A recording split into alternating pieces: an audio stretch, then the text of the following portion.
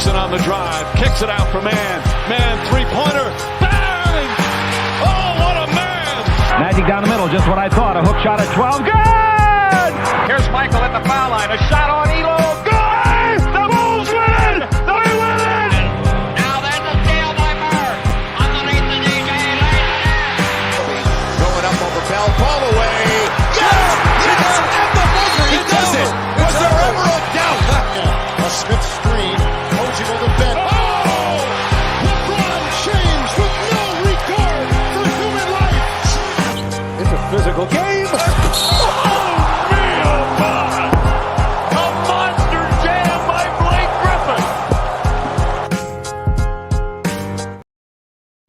What's going on, guys? Welcome to another post-game live here for the 2023 NBA playoffs on Dime Dropper, live from Los Angeles. Before we get started, make sure to subscribe on YouTube at Dime Dropper and hit the notification bell so you know every single time that I go live. We go live after basically every single night of the playoffs, and now we're at the point where we're only getting a post-game recap of one game a night. So the podcast portion of the video or the episode is going to be shorter, which honestly I like, and I think you might like as well. I had like hour-long episodes every single time of the playoffs, but obviously I timestamp them so, you know, you can listen to whatever game recap you want, but it's a lot of work for me, one, and also maybe help with the algorithm seeing shorter videos. But the best part about it is when I do go to the live chat, I will be willing to, you know, add some people on and talk as well and give their opinion on what's going on in the playoffs. What am I looking for here? Okay, there we go. The bottom line. Anyway, let's get into this one. So obviously only one game to talk about tonight. Remember to follow us on social media, Twitter, Instagram, TikTok at Dime Dropper Pod. But it's only one game tonight. Happy Mother's Day, by the way, to all the mothers out there. I don't know how many mothers actually listen to me, but if you do, my happy Mother's Day. And happy Mother's Day to all you boys' mothers that listen to me, the 90% or whatever. Definitely going to need some more female representation. But I'm going to be having, by the way, some big-time previews for these conference finals. One coming out on Monday with a Nuggets fan and a Laker fan, and then another one on Tuesday with a Heat fan and a Celtics fan. So it's going to be great. We got the bubble rematch from both conferences. But before I get into all that shit, let's get into the game today. So a Game 7, our second one of this year's playoffs. And obviously, you know, last year we only got 3 Game 7s. You don't really get that many a season, so you really got to cherish them when you get them. And I mean, Boston Celtics, Philadelphia 76ers Game 7, it doesn't get much bigger than that. I obviously consider this, as I've said many times in these episodes, the second greatest rivalry in NBA history. It's obviously the rivalry that has been played the most in NBA history, or the series, I should say. And tonight was huge.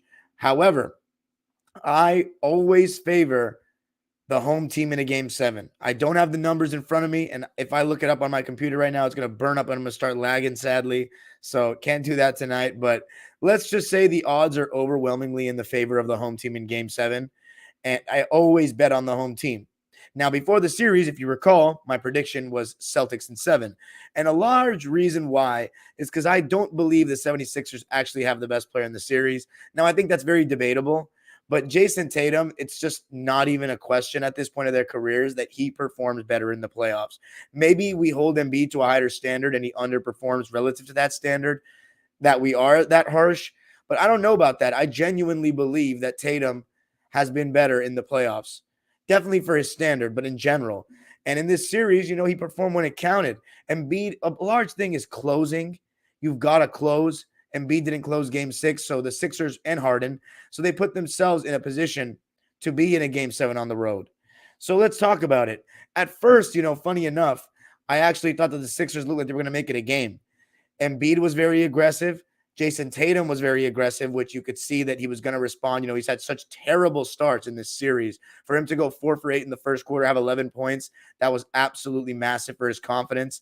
And the 76ers were switching a lot, but the defense was good, especially Tobias Harris and Joel Embiid. Embiid had 2 blocks at least, I counted, in that first quarter, coming out of nowhere for a help side block. He was guarding Horford in the corner, but he was doing a really good job of timing his, you know, help And obviously, Al Horford going into this game, he hadn't shot well from three the last 2 games. So, Embiid was going to be extra aggressive on the help. And Jayson Tatum, one thing I really loved about him early on in the game was that he was going to the basket more, trying to get into the post a little bit more, not doing a bunch of dilly-dallying on the three, tween, step back all the time. He got himself in rhythm by going to the basket, getting in the line, doing it the old-fashioned way. Now, the reason why the Sixers were winning by 6 after 1 wasn't just Embiid, because James Harden got off to a slow start. PJ Tucker had 11 points in the first quarter, largely off those corner threes. And PJ Tucker, obviously somebody who did not shoot the ball well in game 6, and the Celtics are going to let him shoot all the time, whether it's in the pick and roll, leaving him open, or doubling off of him from the weak side. And he was hitting in the first quarter. Second quarter, you started to see a little bit of a response for the Boston Celtics, and it starts with the Jays. It all started to shift on a momentum-shifting flagrant by James Harden with his follow-through, knocking Jaylen Brown in the face. In my opinion, very soft. I understand, though, that, getting hit in the face has been a technical in recent years, but I've seen a couple people get knocked across the face in these playoffs, and they don't review it for a flagrant. So if you want to call it a flagrant when you get hit in the face, make it consistent, because in my opinion, even though Jaylen did have a face injury, I would like to think that James Harden didn't do that intentionally. I truly don't think he did. Let me know in the comments if you did. But that shifted the game. Jaylen Brown made a couple of free throws, and then he started clapping to the crowd.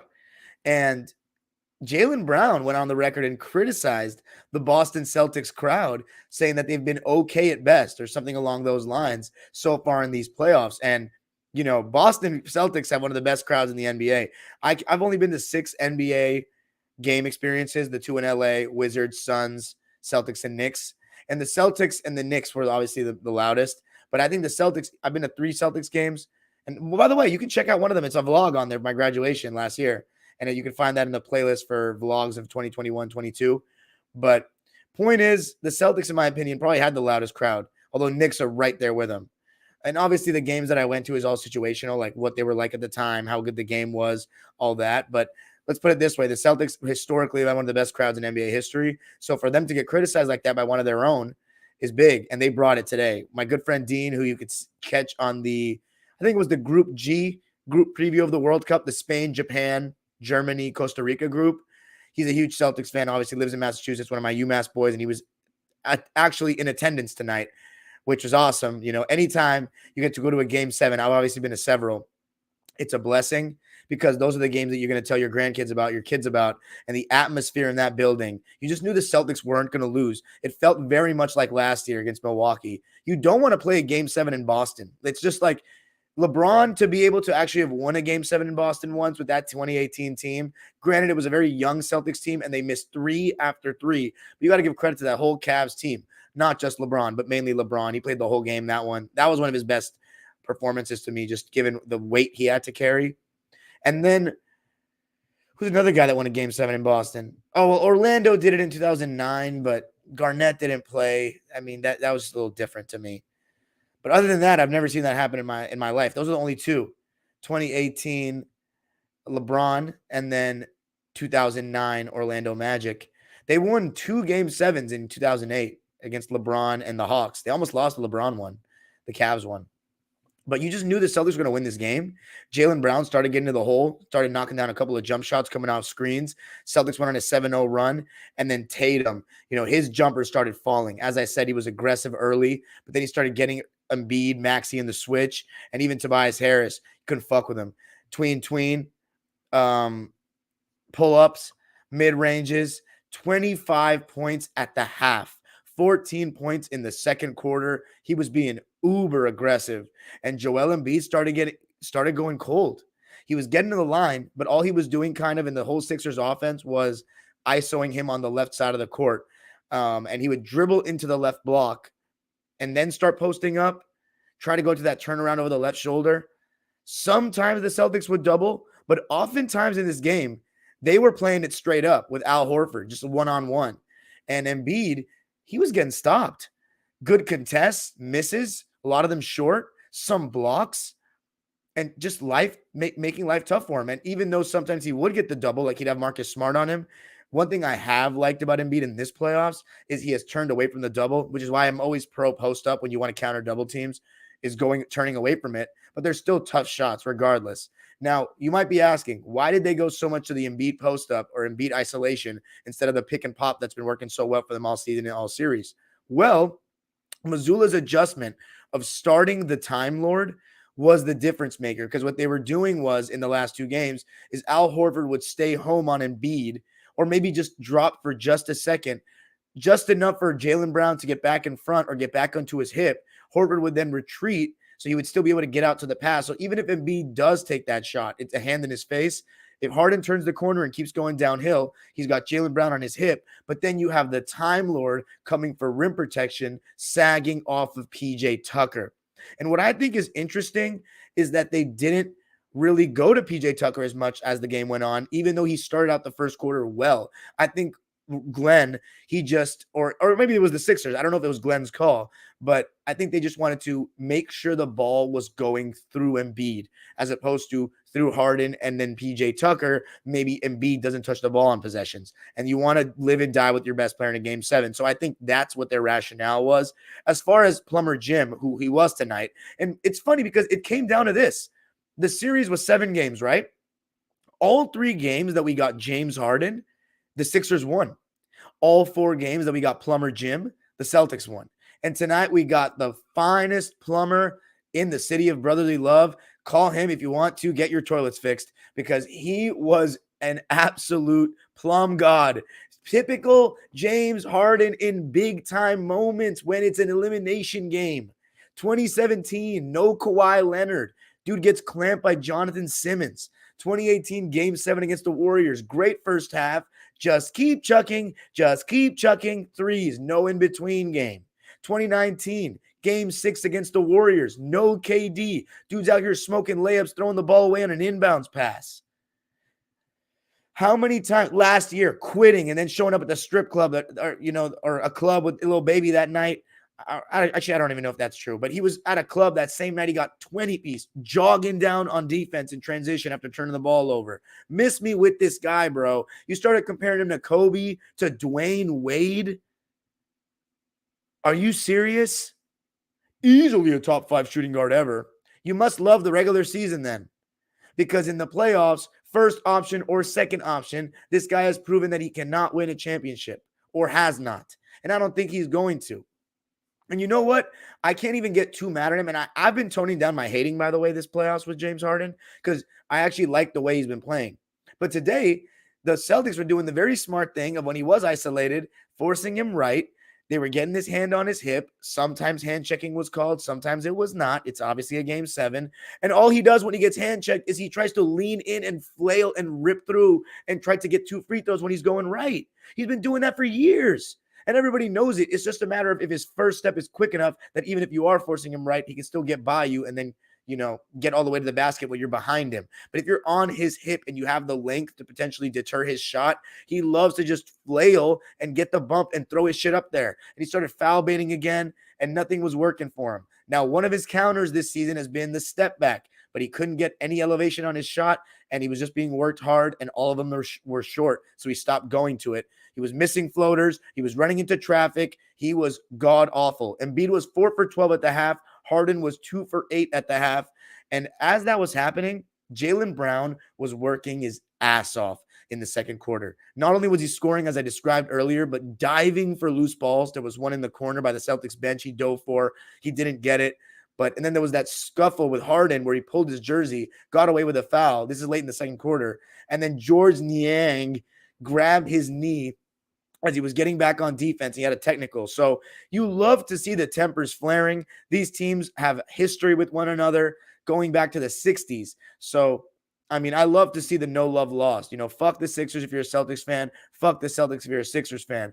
But, man, it must suck to be a Sixers fan right now in this rivalry because, as Joel Embiid famously said, they've just been kicking our ass.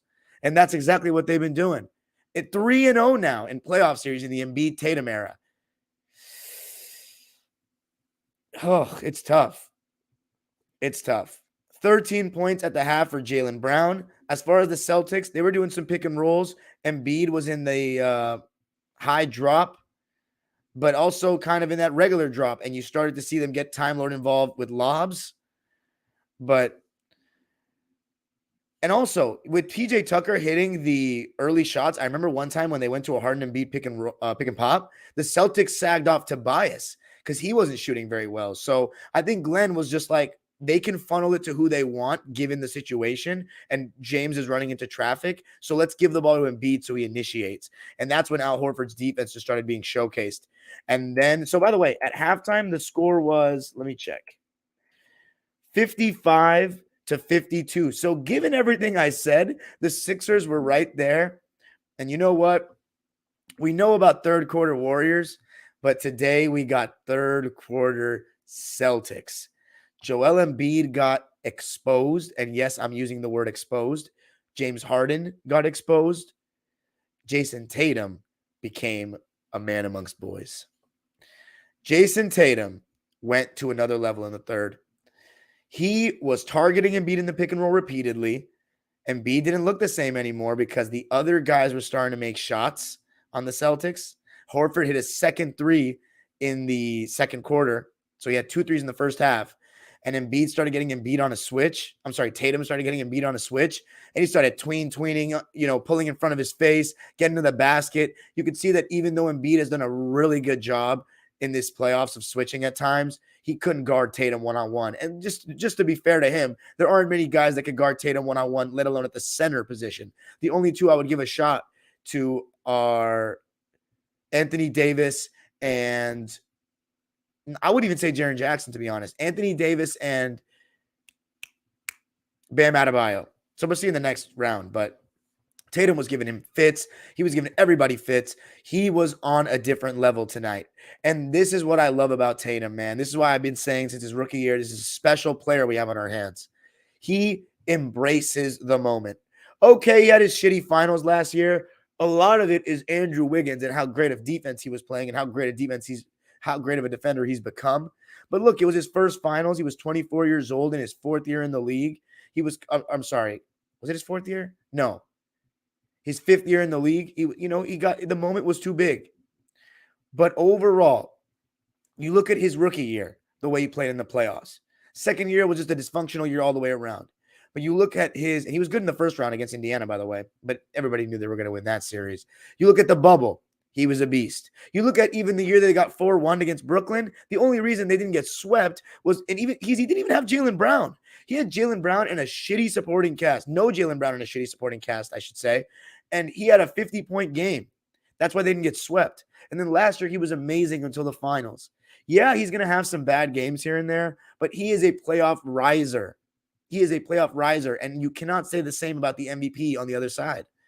Jayson Tatum was getting buckets, just straight up buckets in every way. He was hitting this three ball. He was hitting this three ball tonight. But what was so disappointing, what was going on the other end. I agree with some of these comments, by the way, from my live chat.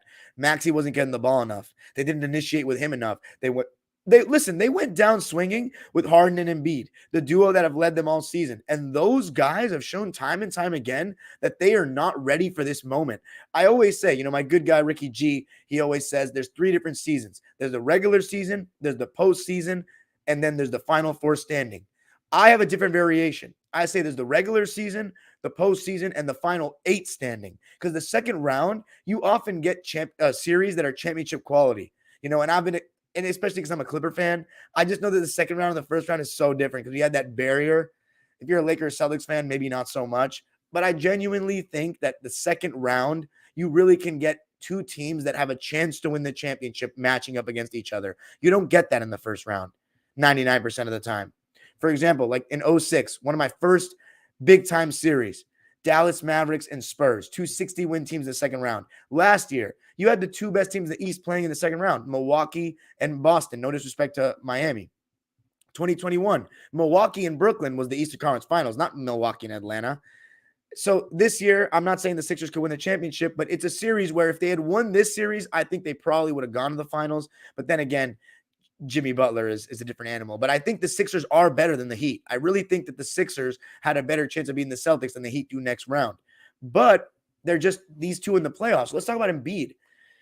This guy wants to catch the ball at the 3-point line every fucking time and then dribble into the post. He doesn't want to receive the ball. He doesn't want to work hard enough to get the ball literally on the block. He gets it in the mid post. Okay, he's going to miss a mid-range or have to take 5 dribbles and take 3 or 4 bumps to get the shot that he wants. Al Horford was not only being super disciplined, staying strong, getting active hands in there, really well-timed help, by the way, when Embiid tried to turn by his other defenders, but the way he was guarding him one-on-one and blocking shots was just amazing. You have a 3-inch height advantage over Al Horford.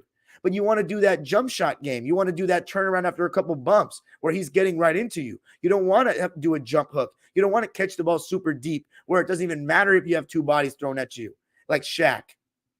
And then I'm going to get into Embiid a little bit more, but that's why to me he was missing everything. Okay, a lot of it was just missed shots. But besides that, he makes his life so hard.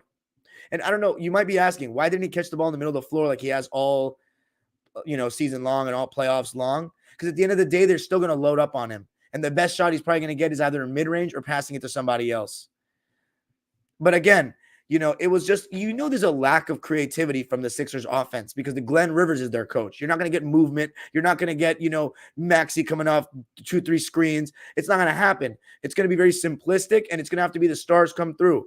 And the stars haven't come through for Glenn, but I don't think he makes their lives that much easier. And then James Harden just continued to stink it up. It was just a garbage performance. And the Celtics were just spraying. Marcus Smart started getting into the act. Malcolm Brogdon was getting into the act. Thought the Time Lord was good. And it was just over by the end of the third quarter. At one point, the Celtics led by 30 to obliterate the Sixers in Game 7 and embarrass them in front of the world, 112-88. It was a classic indeed, but not because of how close the game would be, because of how much of a blowout it would be, how much it said about Jayson Tatum, and how much it said about the Sixers. I want to talk about the winning side first today. Let's look at the team stats real quick. The Celtics shot 47% from the field. The Sixers shot 37%. And by the way, I love the first half. It was a hard-nosed, East Coast style defense, slow pace. Both teams shot under 90 shots in this game. So it tells you, the pace that it was played at. 3-pointers. The Sixers shot poorly, 21.6. And the Celtics finally had a game where they really were hitting from deep like we've seen them hit.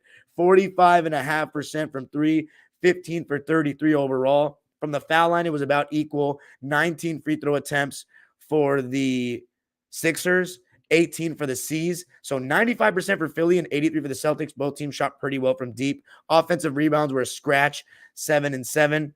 And then assists, 18 for the C's, 15 for the Sixers. 14 turnovers for the Philadelphia 76ers, only 8 for Boston. So you'll take that all day. The Sixers led by as many as 9, and the Celtics led by 30. And, let's go to the Celtics before we talk about the Sixers. The Celtics, I think they're the best team in the league, and I've been saying for a long time, this is their championship to lose. But it all comes down to one factor: the consistency of 0. All that other shit is musical chairs. I wonder how Al Horford's going to play. Oh, I wonder if Marcus Smart and the other guys are going to make shots. Shut the fuck up. Stop making excuses for the stars because you like blaming other players because you made excuses in your personal basketball career or your life. No offense to people, because I think a lot of excuse makers these days in life just take accountability. We're human beings. We fuck up in life. We fuck up in sports. Simple as. But when you carry responsibility of a star, then you got to look at the way you're playing first. And then if you're not playing well, you can't just blame all these other players on less salaries than you. That's where you get paid the big bucks. Not saying Tatum does that, because he doesn't. But Tatum, he cooked when it mattered most. He cooked in 2 straight games. He didn't play well necessarily in Game 6, but he closed and he did all the other little things throughout the game. Jayson Tatum he embraces the moment. He may have had that one blemish in the finals. Okay, big whoop against a super experienced team. But he embraces the moment. And that's one thing I noticed about him from his rookie year. He enjoys the spotlight. He likes being the franchise player for Boston. He takes all of that. And I love it. I love that about him. He's ready for it. He has this confidence. People try to compare him to Paul George. This is the difference between him and Paul George. He has this confidence, this authority for over games that you can't teach. You just got to watch it. You can't describe it. It doesn't go in a stat. PG has never had that. Even with Indiana, he's never had it. And he doesn't do it with all the pressure in the world on him. Even against Miami, and I love those Paul George series against Miami, he didn't have the pressure on him. All the pressure was on the Heat. You know what I'm saying? And even when we broke the curse, people started counting us out when Kawhi was out. So I don't know, man. It's not the same as Tatum, even though they have similarities. But one thing I also started noticing about the Celtics pick and roll that I don't want to leave out is in the third quarter, yeah, the spacing for the Sixers wasn't that great, especially, with PJ Tucker, Tobias Harris, sometimes just standing right next to each other. And PJ, was in the dunker spot a lot of times. It was just a little bit crowded. But it's a lot of it, too, is the Celtics started playing the pick and pop so well to the point where Harden just did not come off those screens as fast. And Jaylen was right on his hip, and Horford was able to just not even hedge, just show for a second and then get right back to Embiid. And they were getting no advantage at all. None. And that's when you're playing such good pick and roll defense, when you're basically just playing a 2-on-2 game and you don't need any extra weak side rotation or a rotation from someone else against that level duo. I said that the second best pick and pop tandem or pick and roll tandem in the league behind Murray and Jokic. That tells you what kind of elite defense Horford and Jaylen Brown were playing. So just amazing. Just amazing overall. For the Celtics, they didn't play a very deep rotation, just 7 players in real time. Derek White and Malcolm Brogdon, and Derek White only played 12 minutes. So Mazzulla rode with his big guns. And I got to say, all the adjustments I've made, rookie head coach with an offense first lens, but he made great defensive adjustments. The Time Lord in, sagging off of PJ Tucker, and then eventually going with some double teams with Embiid, some not, doubling him when he turns. Really good stuff for Mazzulla. So I think he did a good job overall. Malcolm Brogdon, his field goal percentage wasn't great, but again, I said it. He's going to be so big in these playoffs. He comes in and creates shots, scores himself. 12 points, 5 for 14 from the field, just 2 for 6 from 3. But man, I just think he adds to the collective basketball IQ of any team. He was a plus 20. And then the starters, the lowest played was Al Horford, who played 34 minutes. And man, you'd never be able to tell how the Dominicano played with this stat line: 6 points, 10 rebounds, 2 steals, and 3 blocks.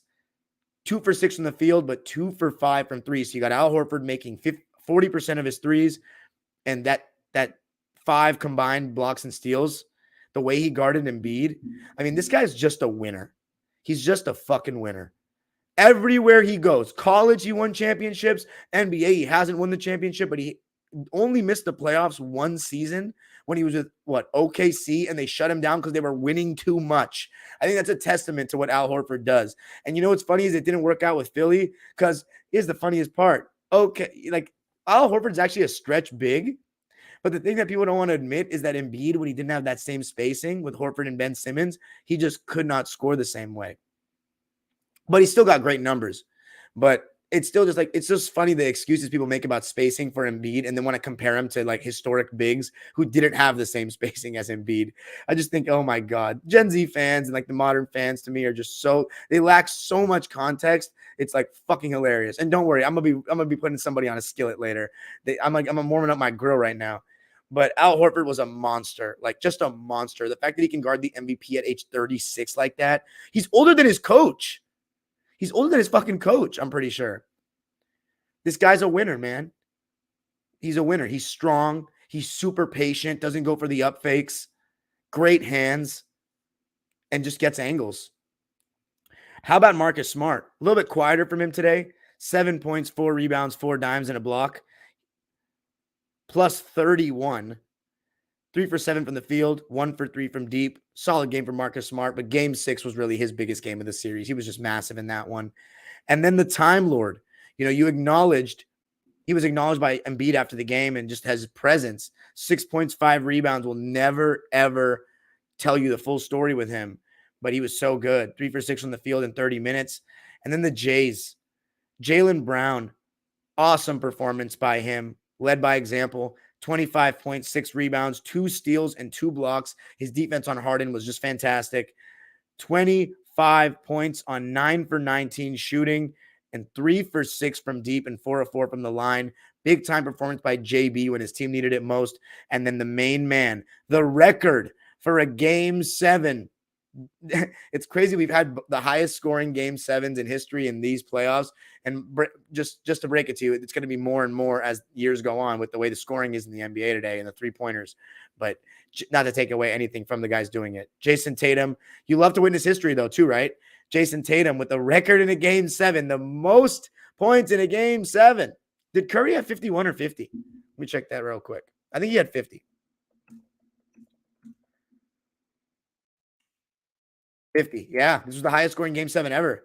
Congrats to Tatum, man. Talk about showing up when the Celtics needed it most. And it's not just a game 7 win for Boston. It's a game 7 win for Boston over Philly. That makes it that much sweeter. And in a year where Philly really thought like they had a chance. And Tatum said no, because in game 6, they were right there. Tatum shut the door. Game 7 willed this team to win. Like, that's some Mamba mentality shit right there.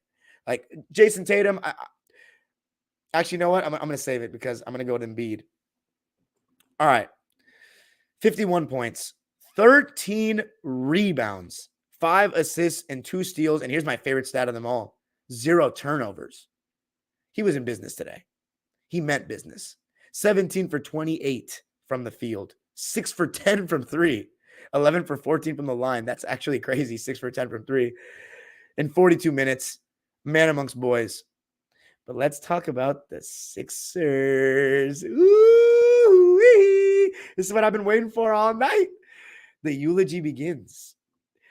So the Sixers didn't go very deep into their bench. Niang got 4 minutes and was 0 for 1 brick 3, and that was it. Daniel House, 6 minutes, 2 for 5. I don't even know if those baskets were in regular time or garbage time. Paul Reed played 10 minutes. I don't know how much of this was fourth quarter garbage. Actually, no, they waved the white flag with I want to say 5 minutes left. DeAnthony Melton played 29 minutes. He was 3 for 10.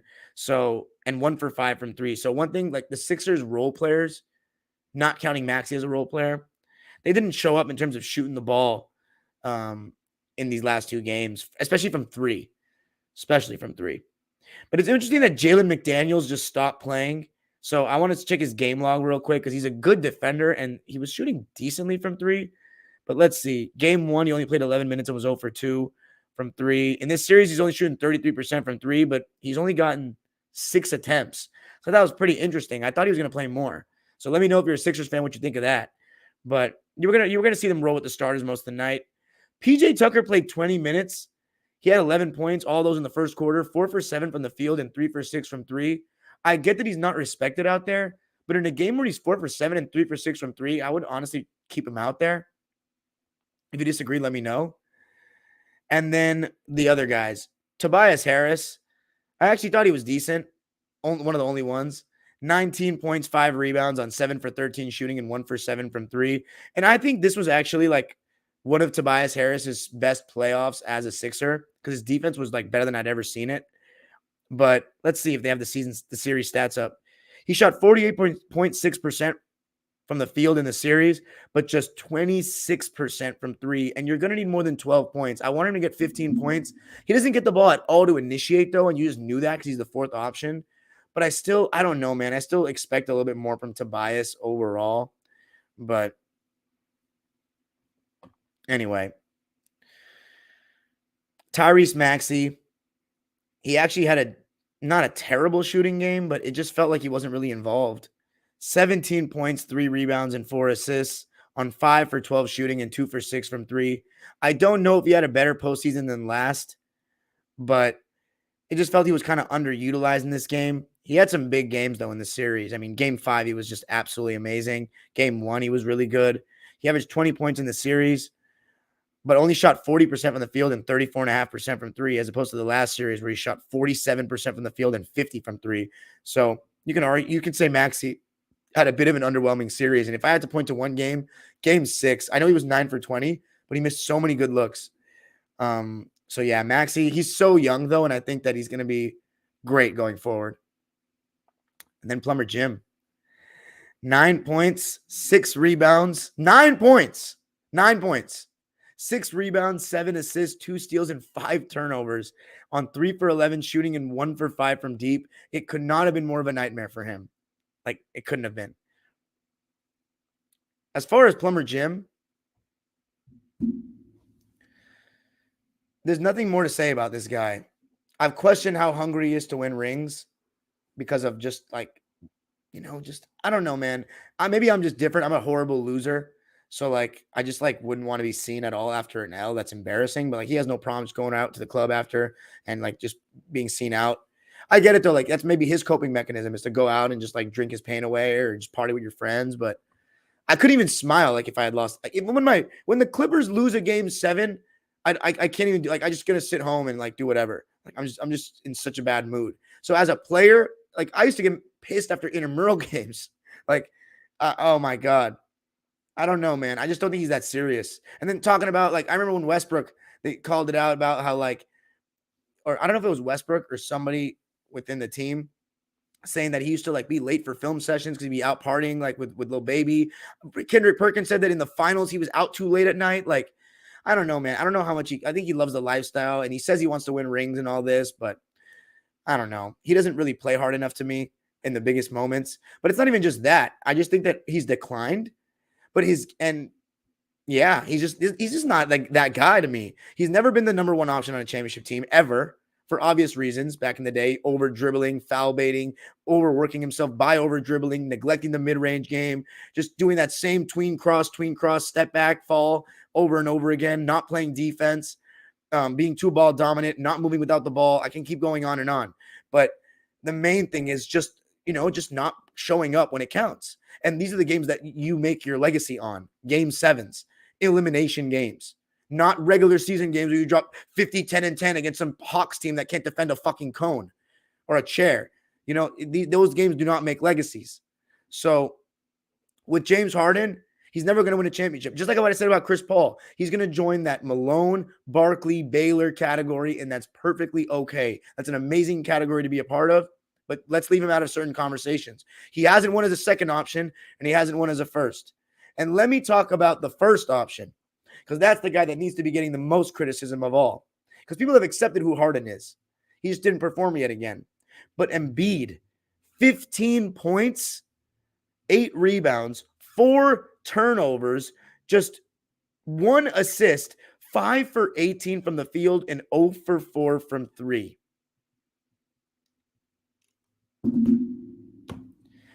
Joel Embiid is, I'm not going to use the word fraud because I don't use those kind of words to describe players like that, but he majorly underperforms in the playoffs, and we finally, hallelujah, I've been saying it for 2 years. Go back and check the receipts. They're on this channel, and I like Embiid. I like his game, and I'm a huge fan of like foreign players, especially African players. I mean, I like Embiid, but people were making so many excuses for him. About he was injured. But okay, fine, he was injured. Granted, he was injured again this year. But one of the things that makes all-time greats is that they have played through pain. You're not going to be 100% in the playoffs all the time. You're going to have bumps and bruises. You're going to have sprains. You're going to have to find a way to push through.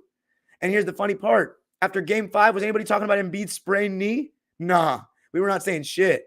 He didn't perform. Talking about, oh, I didn't get the ball late in the game in game 6. What the fuck? Demand the ball. This is your team. This is your franchise. Game 7 playing like that. And the major issue is the way he plays. The way he plays. And this is targeted to all you Gen Z bots that want to glorify all the moves that he makes. He's a 7-footer playing like this. Look at the way he can dribble, his hezzy pull-up. Like, bro, he's 7'2". Anytime he shoots these kind of shots, the defense is saying, thank God he is not punishing me with his size and physicality and getting right to the basket. It's a bailout every damn time. You guys love these big men that can shoot. Do you know why big men shooting was a big deal? Because when you had an inside game and then you went outside, then you became unpredictable and unstoppable. Not outside in. And Joel Embiid, because of this era, he gets away with it. He can catch the ball at the three-point line and just dribble into his own post-up. Finally, he played against a defender and a team that's physical enough, that's skilled enough to get him to brick when it counts. You can get away with it with your shitty-ass teams that you play against all regular season and your friendly-ass whistle. Give me a break. You know what? Do you want to know the difference between Jokic and Embiid? It's not just the passing. It's not just the passing in his team. It's because when Jokic wants to dominate scoring-wise, he gets his ass on the fucking block.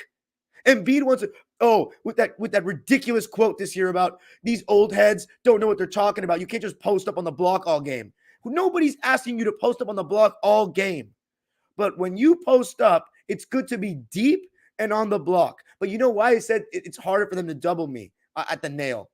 But here's the thing. They can still load up on you. The thing is, he likes that foul line pull-up. But at the end of the day, that's his counter. And I think that's a great counter for guards, not for guys that size. Because when you get the ball deep enough at that size, you can still get your shot off. The problem is when he shoots and he's double-teamed, he's 18 feet away from the basket, not 5 feet away from the basket like Shaq was. And by the way, for all the people that want to say zone defense, illegal defense, no, Shaq dominated even after that bullshit-ass rule. Even Tim Duncan did the same thing in the post. If you, listen, you guys say that because you don't know the counters, because you don't watch old basketball. So that's why I am here to educate you motherfuckers. That's why I'm here. So let me tell you something. This season we played against the Sixers, right? Clippers. Nico Batum was fronting him in the post, and we had a guy ready to come over from the weak side corner to double when he catches the ball. That's something that was technically illegal under the old illegal defense rules. But here's the new illegal defense, defensive 3-second violation. So when somebody is cheating over from the weak side corner, they have to make sure that they time their help well, because you can't just sit in the paint. You can't just sit in the paint without the ref doing the three. And they watch that when it's coming from the weak side corner. Now, how do you counter that? I don't know. You can just throw a shitty lob pass like today's players do and turn the fucking ball over, or you can go sit down and watch some film of other eras when they actually knew how to counter it. Because when you see that counter in today's game, it still works. You want to know what it's called? It's called a high-low. And what they do is you brought Tobias Harris from the wing to the foul line, or whoever it's getting doubled off of, and now your passing angle changes and you toss it over the top straight away. So now you have a different angle to pass. And now it's like you swing the ball and the guy has to, rotate really quickly to try to get back around him. That's called a high-low. And you know what they did in that game? Tobias Harris went to the foul line. They lobbed it over Batum, and Embiid was killing. So when I saw Embiid do all that and we had no answer for it, I said, in these playoffs, I don't want to hear any fucking excuses about him not posting up deep enough. There's a counter to everything. But he wants to keep coming from the three-point line and catching the ball out there. Okay, fine. Keep saying that. Insulting the greats of the game, talking about you can't just do this and that. You can do it. You have a lot of spacing, bro. You know what I'm saying? Compared to then? No, don't give me that shit. He doesn't want to get double-teamed. He doesn't handle doubles very well, quite frankly, as well. And you had people comparing, he's a more skilled Hakeem Olajuwon. He's like Hakeem, but he's added stuff to it. Shut the fuck up. Stop disrespecting the players that have gone out there and performed in the big stage. Embiid is going up against 36-year-old Al Horford. Hakeem Olajuwon took David Robinson's soul away. What are we doing? And then JJ, I will not get to his nickname, talking about Embiid is as good as Wilt? As good as Wilt? Do you know what Wilt Chamberlain did? Listen, here's always going to be the argument. Oh, well, if Embiid played in that era, I'm not even going to go to that nonsense yet. But if you put their highlights side by side, it looks like Embiid's on a different galaxy. But that's because you have to understand two major rules of the past. One, the dribbling. You can't put your hand underneath or on the lower half third of the ball. So when big men who don't even typically we're not encouraged to dribble at all, are slapping the ball down like this, it's going to look archaic. So people think that, he can't dribble the ball. But Wilt actually on the break could bring the ball up pretty well for a big. And then secondly, the offensive foul / player control stuff. You can't just lower your shoulder into guys like that. So Wilt could have averaged, if they allowed him to do that, what Shaq was doing or what Embiid does, he would have averaged 80 points a game. They would have had to do something to kick him out of the NBA. I promise you this. Because nobody's strong enough back then. Or any era, but especially back then when they didn't lift weights yet. That's why it was such a finesse game. So, and by the way, on that time machine argument about Embiid in the 60s, This is the guy who needed major surgeries before he stepped foot in the NBA. He gets injured in every postseason in the load management era with all these modern surgeries and all these different muscle activation guys and all this.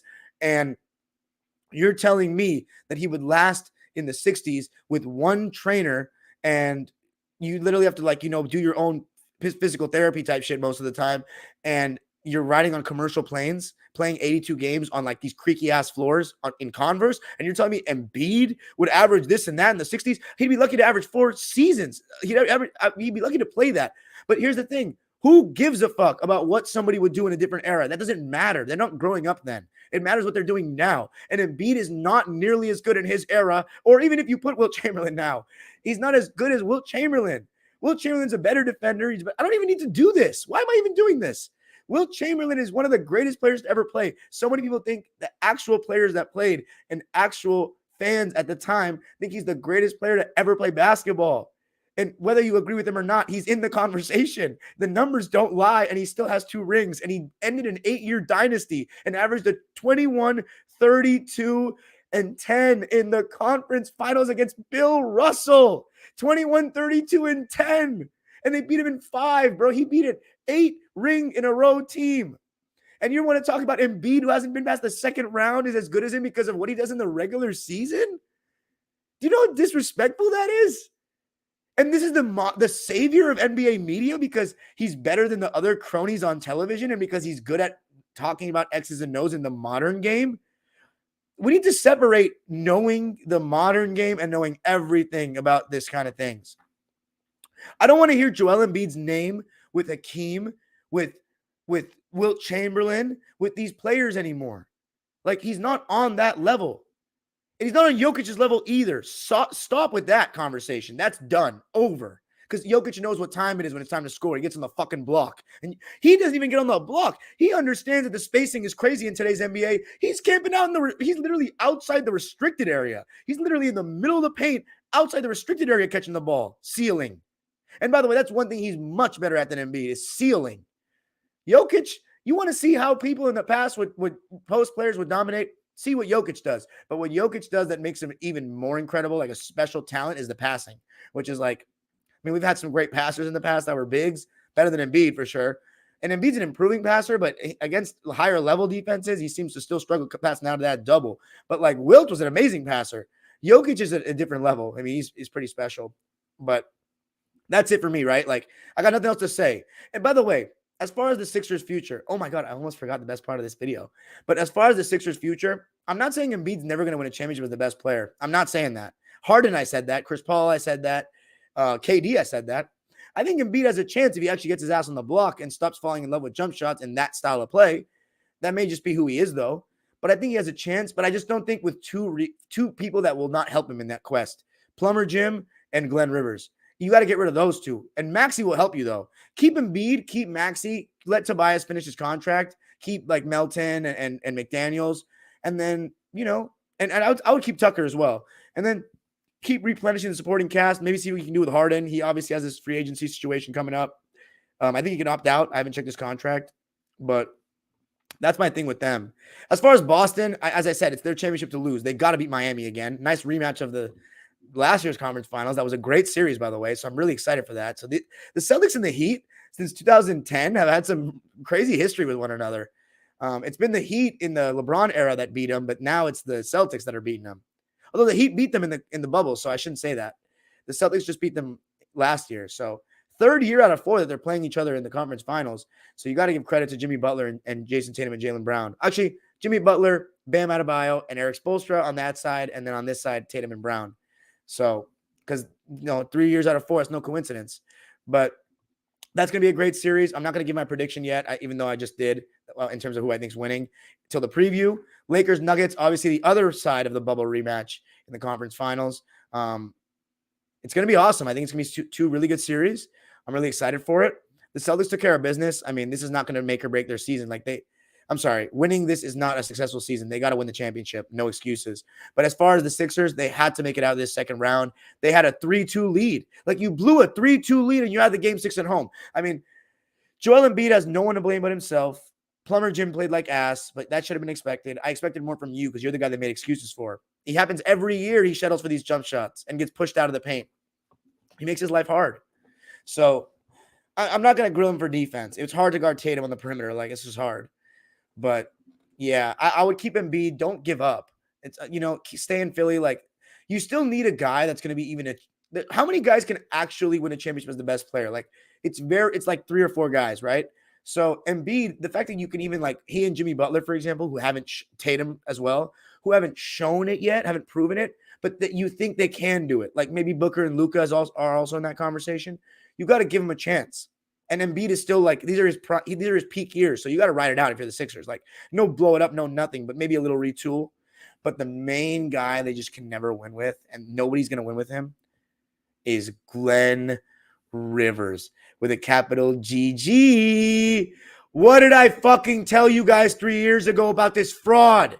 He's the most overrated coach in the history of basketball. Top 15. Do you know how disrespectful that list was to Bill Sharman and Alex Hannum and Rudy Tom? Did Rudy Tomjanovich make it? Somebody fact check me on that. But Alex Hannum and Bill Sharman didn't get selected for Glenn Rivers, the one-time champion who had a fucking one of the most stacked teams in the history of basketball.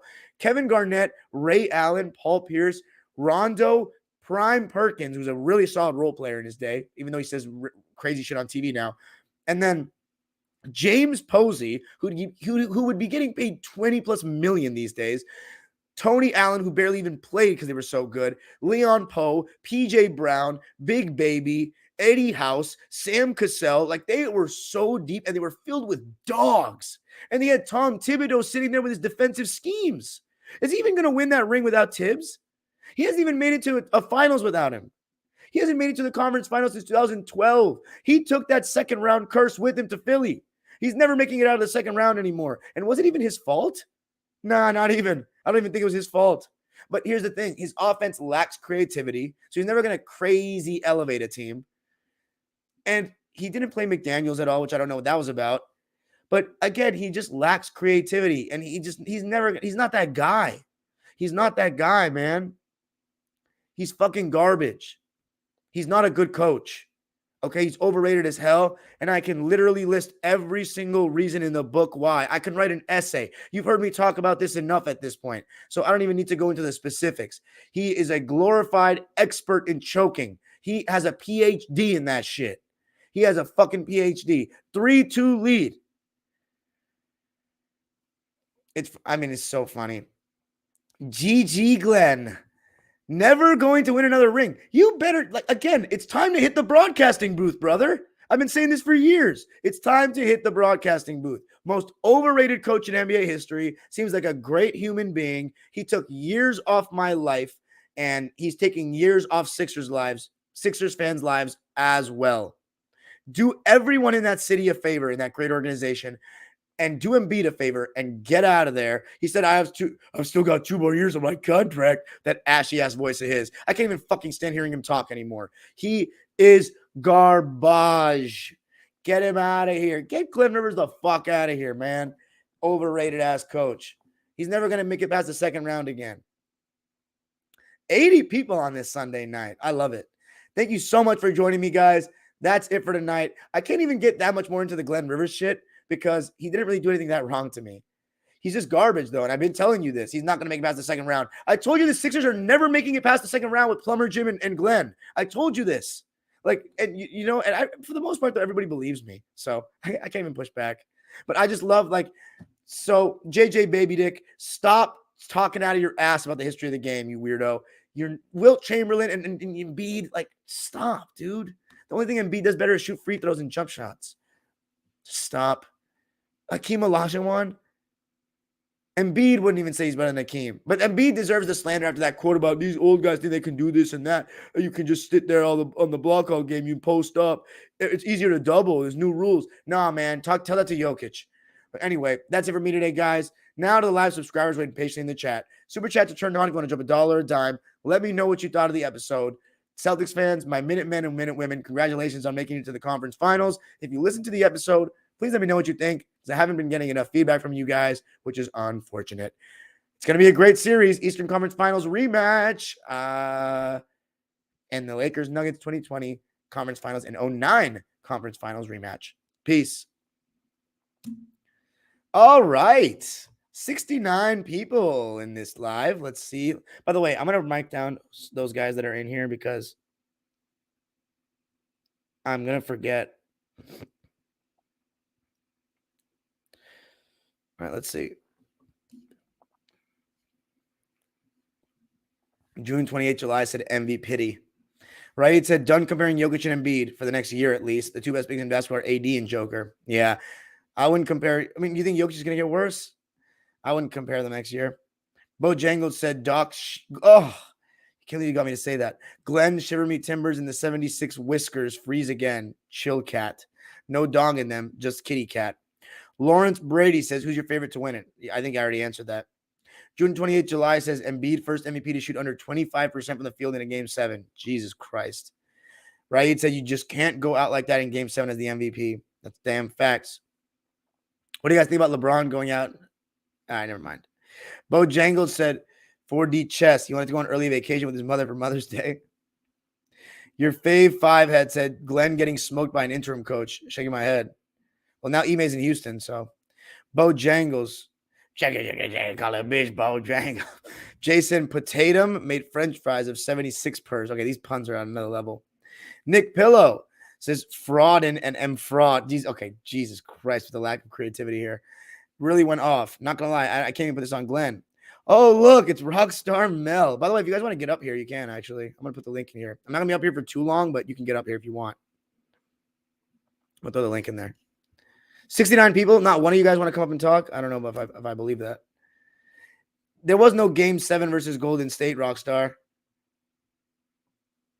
Game 7, the Celtics beat him in 6. Nick Pillow said, what Embiid said after the game showed his true colors. Blow it up, Philly. Relax. That, by the way, that quote was taken very out of context. That's why I didn't mention it in the episode. Rockstar Mel says they should have went to Maxey more. I agree. Yeah, he wasn't blaming everybody else, guys. He wasn't. I don't know. He wasn't blaming everybody else. He just said before that it starts with him. Showtime Knicks is at a Harden stand, come in my DMs and be the Harden version of Meth Knicks or Meth Dicks come in my DMs after game 1. I had to block him. He cry me a river now. Facts. He's probably quiet as can be now. Nick Pello said, saw a stat Embiid going from 33 points per game in the regular season and 24 points per game in the playoffs is the largest by that MVP in NBA history. I should have said that. Fuck. But you're right. I should have said that, and that was facts. Kobe fan 124 says Embiid's playoff resume is disgusting. People are going to say he was injured, but if you have some weird injury every single playoff, and that's just who you are, I agree 100%.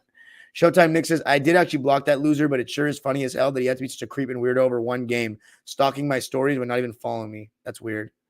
Contamination Tatum threw sock rivers in the laundry. You're getting ridiculous. Right? Said, Will's the greatest Sixer big man ever. Facts. Said, still 8. Forget that they compared these guys to Shaq and Kobe. That was very short-lived, though. Mostly idiot fans. Gen Z bots, of course. Showtime Nick says, I even said after game 1 because I really went through his playoff history last year to make the harsh truth about James Harden. It's usually late in the series when he folds like a chair. Yeah. Joe Mozzarella, but hard cheeseburger in the cheese grater. Okay, these are insane. I can say to those Harden dick riders, I told them. Nick Pillow said Ben Simmons was the problem. Hashtag Ben comeback season on the way. Right, saying Showtime Nick, you're spot on about Harden. Matter of fact, most of his greatest playoff performances are in game 1 of the series or early on. It's facts. Nick Pillow says if Tucker gives you 11 in a game, nevertheless in the first quarter, how the fuck do you lose and beat the Golden State? Okay, stop. Right, said it's crazy because I've seen James Harden put up clutch performances in the playoffs when his team is down 2-0 or 2-1 or whatever. But when it becomes a best of 3 series, he folds and becomes tentative. That's facts. Nick Pillow says Sixers better build around Maxey. No, Embiid and Maxey. Okay, Nick, stop. Bojangles says Maxi Pad and Embiid got wiped clean. Period. Jesus Christ. I'm utterly disappointed. Oh, June 28th, July. Yeah, Glenn Harris. Oh, Turbo. What's up, Turbo? Says facts. Phoenix Play Z. Oh, man. Talk about fraud alert. Phoenix Play Z was caught in 4K today. Talking about he's as skilled as Embiid. We need to appreciate greatness last year. Bro, I be calling you out for your Gen Z-ness sometimes, Phoenix. It's even bad for you. Talking about Embiid and this skill. Don't be such a prisoner of the moment, my friend. You rewatched that game 7. There were multiple reasons. Yeah, I didn't mention that. Harris and Tucker spacing. Right? Said need that 7 versus 8 seed matchup in the finals. Okay, I would prefer not. There was no resistance on those staggered screens, allowing for the Embiid-Tatum mismatch on the perimeter. Yeah, it's not a bad point. I actually forgot to mention the 2015 conference finals in that video. Game 3 was ass. Game 40 was phenomenal, but then followed that up with more turnovers than field goal attempts. Bojangles says Jaylen Browns are better than Tatum. The Celtics will never win a ring with Tatum as their franchise player. I mark my words. I disagree, but time will tell. Jaylen Brown's definitely not better, though. He's not assertive enough. And also, I think Tatum's a better playmaker, too. Nick Pillow is Tatum PG with Kobe's mental? No, nobody's Kobe's mental. Relax. No one in today's game has his. Kobe's different, bro. He's like a dog of dogs.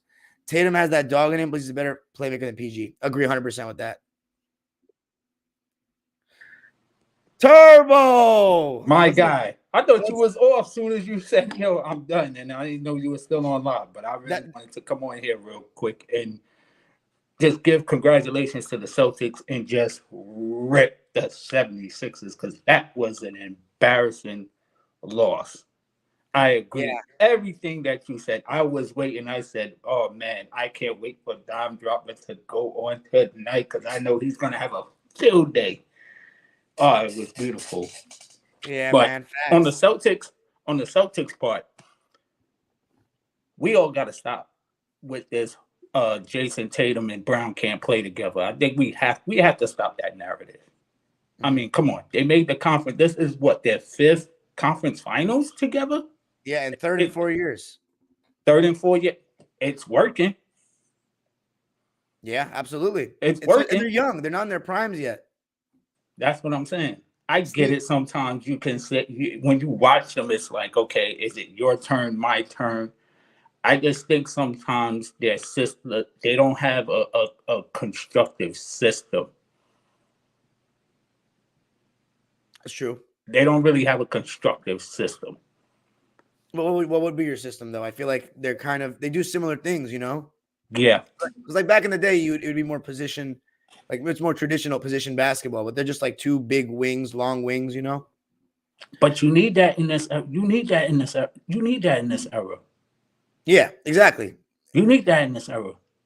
Steven Wider says, because Harden wasn't aggressive after he's seen he wasn't getting calls. That's facts.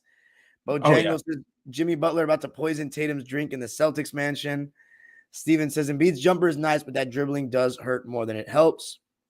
Bojangles said, Al Horford was slutting out Embiid. Miami's my only hope. Nick Pillow asked, do you have a bet or something? Bojangles says, Bam out of Mayo is about to cream all over the belt licks. Okay, you're getting out of hand, Bojangles. June 28th, July says he just doesn't want the Celtics getting their 18th. Steven said, I've said all series, Philly couldn't guard Tatum. He was just bricking. And also JT was going up soft or avoiding Embiid at the rim. Right. He said, I already know Darren about to grill Reddick. Phoenix plays. He said, Miami winning a title as an 8 seed would be the best thing to happen to me. Do you think there's any chance of that, Turbo? You know what? Listen, I've said this, that it's possible that it can happen. It's going to happen one of these days. You're going to see an 8 seed win a championship. Wow. And it's possible a 7 seed could win a championship because people forget the Lakers are a 7 seed. Yeah. The lowest seed we've ever had is that 95 Rockets 6 seed. Yeah, that was probably one of the best. Probably, I would say, of all the years I watched basketball, to me, that's one of the greatest runs, one of the greatest championship runs I have ever seen. I would put that as far as number 1. Yeah, that's impressive. Just off the circumstances, because I was around that time. I mean, they beat Karl Malone in the first round, Charles Barkley, and came out from a 3-1 lead in the second round. Exactly, and beat David Robinson, who had the MVP in Game 1. Was the and Hakeem Olajuwon just sitting there was like, "I'm gonna get him." Oh, served him. Oh, you want to talk about what Shaq's favorite word, barbecue chicken alert? That was a barbecue chicken alert, man. That Hakeem Olajuwon put on. But nah, I got to give the Celtics some props on this one because they did it last year too. You remember they were down 3-2 to Milwaukee. They went on the road. They went on. People think about this: back-to-back years down 3-2, and they go on the road back-to-back years. Shows mental toughness, man, for a team with a young core. But that's why it's important to have those vets like Horford, Smart for these kind of moments as well. Yeah. And I got to give, and to me, Marcus Smart, to me, I think he was the unsung hero. He set the tone for them. He said what did he say? He said, "Yo, we got to come out with attitude and aggressiveness," and he backed it up. He backed up his word. He said, "We got to play like it's our last." And the one thing I love about the Celtics, they didn't seem like they panicked. Even when they lost Game 5, they seemed like they didn't panic. But see, this is why when your core's been together for so long, and this is what I always said about sports. You got to be patient. But, this is a copycat league. Everybody thinks that they can follow the success like other teams. It doesn't work like that. Luck plays a big part of it. You're right. But, people don't believe in that. People want quick results. We live in a good we live in this microwave popcorn era, as I like to call it, because everybody wants instant results, and it don't work like that. Right, I agree with that. It don't work like that. It don't truly. Oh, I've been watching, the Philly fans on TV. Oh my gosh, they are so pissed off. I've been hearing, oh my gosh, fans are having a field day right now. Yep, Philly's talk radio tomorrow is going to be insane. Oh, I already heard it right after, so I already know what's going to go on. I already know what's going to happen after. But and it's so funny, and like you said, you called Jayson Harden Plumber. Dude, I actually, it's not even my nickname. It's this guy Johnny, but I started calling them that because they all call like the old players plumbers. So like I just started. Okay. I obviously respect I don't like James Harden's game at all, but like he's still like an amazing he's still a Hall of Famer. Like there's no doubt. I still respect how great he was. Like, he was one of the best offensive players I've ever seen in his prime. But Nick Pillow said. Oh, so Raid said Hero Heat in 6. I believe in Jimmy Buckets. Nick Pillow said no hero will make it so hard. Right? So the difference in this series is that the Heat have Kyle Lowry and the Celtics don't. Oh my God. Phoenix plays. He says, I disagree, Nick. The offense flows way better through Jimmy and Kyle as the primary hubs. I actually agree with that. Hero might take away from them. What do you think about that? Do you think Hero takes away from Miami? No. Okay, you like him on there. You think they play better with him? Yeah, I mean, this Celtic team is a little bit different than last year. They have more depth. This Celtic team has more depth than they did last year. Yeah, they do with Brogdon. And I think you definitely need all your horses because the Celtics are a different team. They're more disciplined than the Knicks are. That's for sure. And just have way more top end talent. Huh? They just also have way more top-end talent like Tatum and Brown. I mean, yeah. Steven says, LOL, Philly should have played McDaniels, but they play way too slow. They don't move the ball. He's not a spot-up shooter. That's why. It's a good explanation. Yeah. You said that was bad. Phoenix says, I think they have a chance. They need this is talking about Miami. Their bench. But the Celtics bench didn't play that well either. I think they only got 4 to 6 points coming off the bench. But we knew that. Huh? They only played Brogdon and White. It was only 7-man rotation. We knew that they were gonna play their starters more, so I could give the Celtics bench a little bit of a pass on it. Yeah, and well, I think Brogdon still. Was there any Sixers bench player that played better than him today? No. Denver says, "What's up, Denver?" He says, "Glenny." Phoenix says, "Nick, yes, you can. They didn't adjust to Boston's pick and roll coverage at all post Robert being inserted in the starting 5 to free roam. Also offensively, the way they had their that was a good move on which part. What is your counter, Phoenix? What is your counter to Boston's pick and roll coverage of leaving Tucker open? What happened? I mean, you gotta live. You just live with it.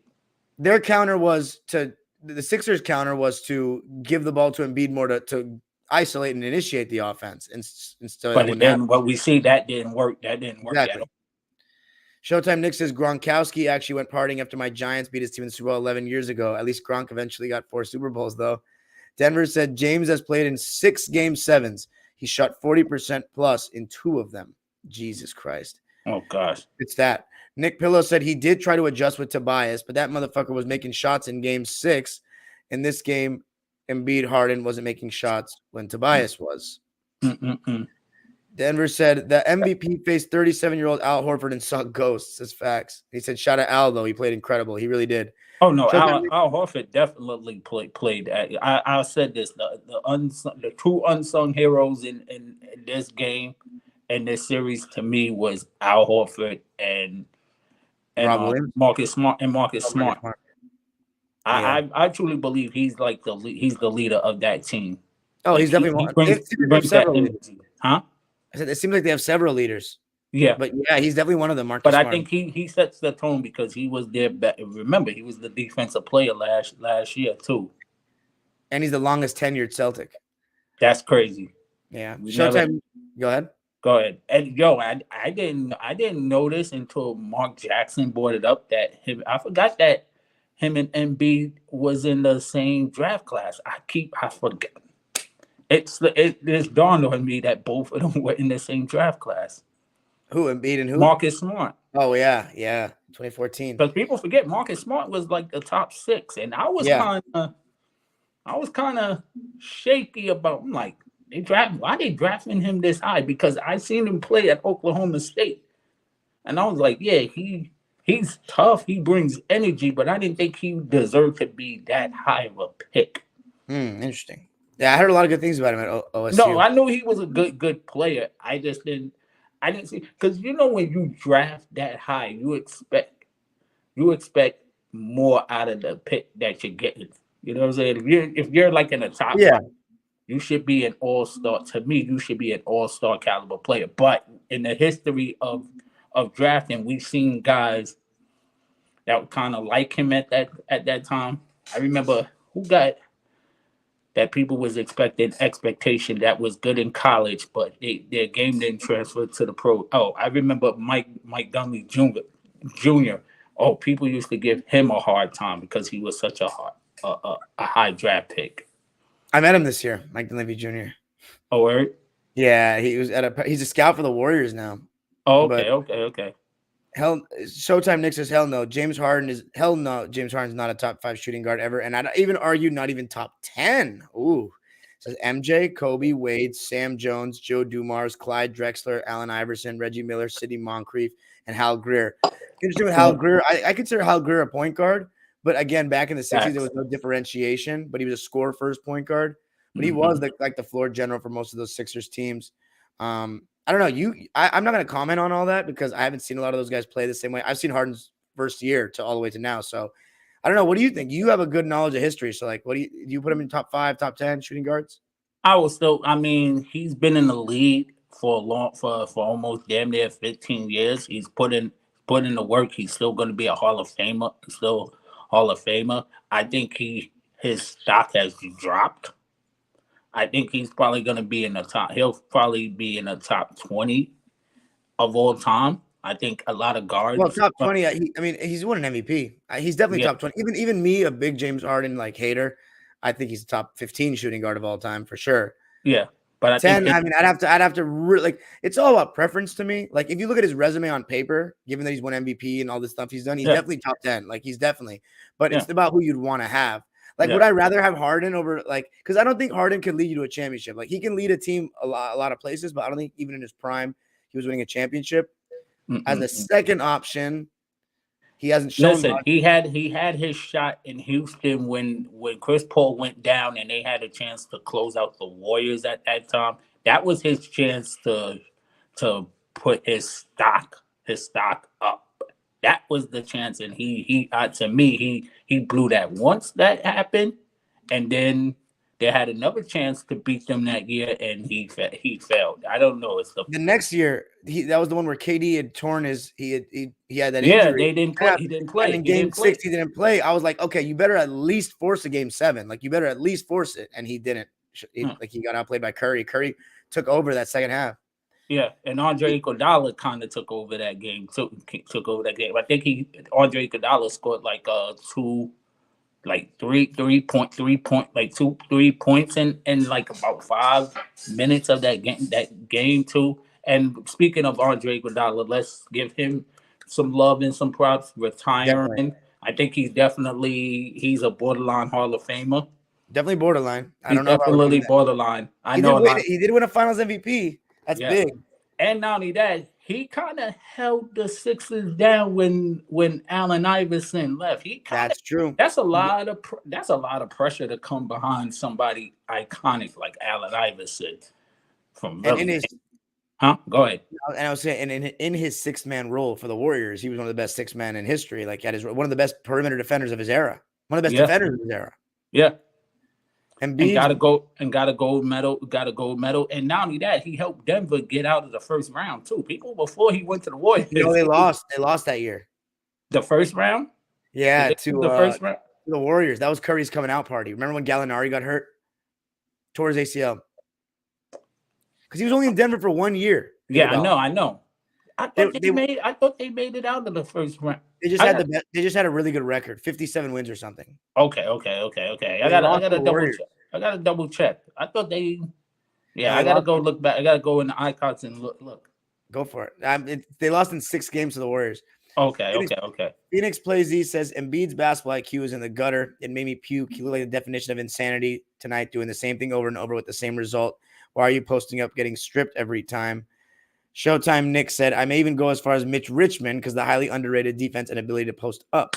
Oh my gosh, man. If you ever go on my page, if you ever go down on my page I have always spoke highly of Mitch Richmond. I have said that he was pretty much like Kawhi in his heyday. Wow, that good? Is he a good defender? Yeah, he was a great defender. Go ask Michael Jordan how tough. Like Mitch Richmond was like the West Coast of Michael Jordan. Like he was that big, that strong, athletic. But what you got to go see his highlight when he was with the Warriors. That's when he was really, really in his bag. When he had athleticism.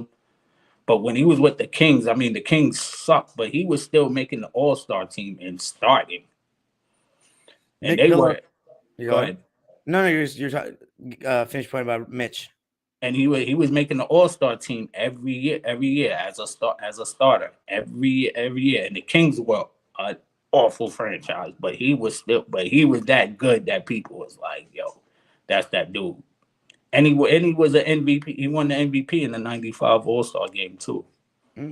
Nick Pillow says Embiid forgets he's 7 foot over 250 a lot of the time.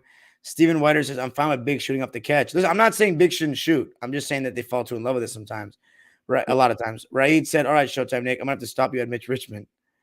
See, that's good that you talked about him just now. What happened? He was saying, because Showtime Nick said Mitch Richmond, and Raid said, I don't know about that, but about what? You talked about him just now. Well, so who would you take, Mitch Richmond or Harden? I'm taking Mitch Richmond. Because I know what I'm gonna get. I know what I'm gonna get from him. And plus, he can not only shoot, he can post. Yeah, Mitch Richmond had a heck of a post game. Oh, Showtime, Nick. Yo, what's good? What's good, bro? Yeah, I had to hop on. Dude, that's sick. I'm not gonna be on for that much longer though, just so you guys know though, because I have to. Oh, it's all good. Yeah, I might hop on for a little bit while you're still here. Yeah, hell yeah. You said people who love these big men that can shoot in today's game know nothing about Willis Reed. That's facts. Yep. So you're out in New York right now? Where are you at right now? I'm in New York. I'm a New Yorker. You know that. There we go. Let's see. Sorry, I've been lagging on these comments. Stephen Whiter says dribbling makes no sense, though. I'm still not saying Big shouldn't dribble. Right? Said James Harden is better than Mitch Richmond. No way. You better go watch that. You better go watch some Mitch Richmond highlights when he was with Golden State. And about Big's dribbling, that's also not something new. I mean, guys should watch Ralph Sampson. That's a good one. Yeah, fun fact, by the way, for the viewers, Dom already knows this. I'm friends with his son, Robert. That's dope. Okay. How old is he? He's 30. Okay. Abdul Karim Musa Noor said, this generation of big men is the most frustrating to watch in my lifetime. Duncan, Dirk, and KG were the best I've seen. Yeah, I mean, that's the golden age of power forwards. You responded. You said Richmond may have not been on a lot of good teams, but at least he was never so bad on defense. He made a meme out of himself and wouldn't even have had memes. It wouldn't even have if memes were a thing in the 90s. Yeah. Nick Kilo says Embiid just isn't that guy. Saying him and James can't play 2v5 was a crazy quote. Yeah, it was taking a little out of context, though, I want to say. And then you said scoring averages went up and turnovers went down when illegal defense was eliminated. I wonder why for those Gen Zs that love to glorify the zone defense. Yeah, and efficiency went up too when illegal defense was eliminated. Stephen Wider says that 3-second rule lenient as hell, but no excuse. Even Ayton seals. He just finishes soft. Phoenix plays. He said another simple counter is to make that skip pass accurately when they come to the weak side. Yeah, but see, here's the thing. The only thing is that's tough. You know what I mean? That's why I understand like it being hard and that's a tough counter. But you're right about that. Showtime Nick says Akeem Olajuwon was great at hitting those long twos. Hell yeah, I'd be fine with stepping back a few feet. JJ's scarecrow. He has no brain. Nick Pillow said Reddick got it doing that powder from that Wilt comment. And then Denver said Wilt often played all 48 too. Yeah, all 48 in 82 games. Yeah, 48 and a half actually because he was playing every single minute plus overtime. Yeah. June 28th, July says, how did this series go to 7? Well, I think the answer is James Harden. I think he was the difference in the games that they won. Nick Pillow says Wilt is a literal myth to this game. Embiid is a fraud. Shouldn't be in the same sentences. Phoenix says Wilt, the passer creator, is Wilt better than Wilt the scorer. It's not I'm not mad at that take, but wouldn't creating also mean creating for himself as well? And Nick Pillow says Embiid is in that Boogie Cousins. Okay. That's a little bit harsh to me. Because Boogie Cousins, even when he was his prime, he didn't win like Embiid. He also had a bad team, I will say, but I don't know. I think Embiid's better than Cousins. What do you guys think about like significantly? But what do you guys think about that? Yeah. And did DeAndre? Let's not even get into that. DeAndre, DeAndre or Jordan to Embiid. You need to get your basketball card removed after that conversation. Embiid is still the third best center I've seen because Shaq was older. It's Jokic, Dwight Howard, and Embiid. Even though I'm not a huge fan of Dwight's game, I would still put 09 Dwight over Embiid. Yeah. Oh, facts. I got into basketball when Shaq was in his prime, so yeah, I can say Shaq is definitely one of the better centers I've seen than Embiid. One of. Well, yeah, I mean, one of the better centers, but he's probably the best center you've seen, right? Like, yeah, absolutely. Yeah, not even close. I got Hakeem. Hakeem is always going to be your number one center, and then Shaq will probably be second. Because people forget Olajuwon was undersized, and people got to stop this with this. Oh my gosh, we never seen small ball teams win championship. That is the dumbest narrative I ever heard in my freaking life. Go back in 1978 when the Supersonics, they were not a big team. They won that with guard. They won that with guard play. DJ, Gus Williams, yes. John Johnson, yes. The difference between this year's Miami team is that Lowry is healthier this postseason, opposed to him being on a hamstring falling apart last postseason. All right, Phoenix Play Z. You're kind of right about that, but I need Lowry out of here because your agenda is getting too loud. Playing well, said Nick, relax. DeAndre Jordan, LOL. Embiid clears both him and Boogie. I agree with Phoenix Play Z here. Stephen Whiter says Embiid can, LOL. They need to retool. Okay, you can't tell me Embiid can 100% though, like with such certainty that he can lead a team to a championship because he hasn't even led his team past the second round. Right. He says Harden kills pace. Nick Pillow says Fraud getting all the smoke tonight, Phoenix. Phoenix says we can give him the smoke without comparing him to DeAndre Jordan. That's facts too. Yeah. Kobe Fan 124 says Leon Poe, who took more free throws himself than the Lakers as a team in a finals game. Yeah, game 2. But listen, I'm not going to complain about that. Yeah, I'm not going to complain about free throw disparity though, because like in game 7, the Lakers got a fairly generous whistle in the second half. But you know, I think home centric officiating, it always happens in the playoffs. OB96 says you sound like the Laker fans that talk crap on Westbrook. Do I with Glenn Rivers? I don't know. Phoenix Plays, he says Posey is greater than Rondo in that 08 run. Thank you for mentioning him. That's a little bit of a hot take, but that's I don't know about that. No, I think Rondo played a big part. Absolutely. I will say this though: the one valid point he has that's valid is that there were a lot of times though where like just Rondo being ignored offensively is really annoying because like it prevents Ray Allen from getting clean looks coming off screens and stuff. Because like there were times where whoever was guarding Rondo would just like help off the screen for a second and then recover, but they're still just loading up off of him. I remember Cleveland's strategy was to double Allen coming off any off-ball screen, and they would leave it off, and they would rotate and leave Rondo open. That was a good Mike Brown strategy. Was really interesting. I only remember that because I just watched the series back last year. I thought that was super interesting. I'm gonna break that down in film one time. But Mike Brown did a really good job with that Cavs team to compete like that. Yeah. Brown proved a lot of people wrong. Oh yeah, especially this year. Yes, don't forget. Don't Yeah, forget they just Bynum want was to use hurt. the narrative to,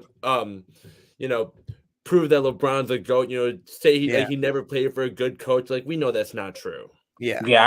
I think that statement is like out of bounds. And then I think Eric Spoelstra is probably the best coach he's ever played for. Oh, no doubt. True. And Yeah, then Eric and then Spoelstra, and then I think the narrative has to stop with Eric Spoelstra. He has proven that he can win, and especially the way he's been coaching this Miami team.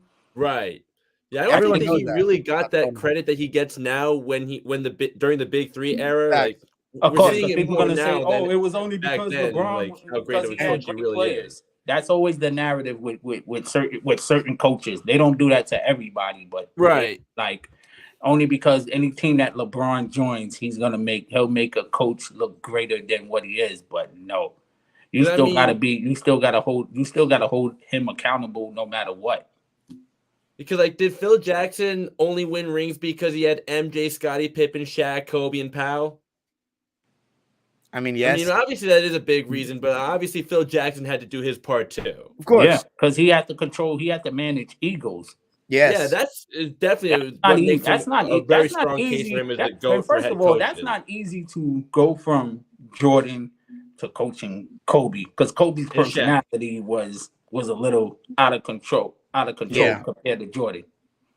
So he had to deal with that. And then he had to coach Dennis Rodman. He had to deal with Rodman. True. And tamed him. And like that was like also kind of like a desperate move for the Bulls, right? Because they really needed a power forward that badly, and the Spurs were also desperate to get rid of Dennis Rodman because he was becoming a headache in San Antonio. Yeah. X. So Showtime Nick says, Top River said, don't forget Bynum was hurt in the 08 finals as well. Facts. True. I always mention that. Showtime Nick says, yeah, Rudy Tomjanovich actually didn't make it over Glenn Rivers is crazy.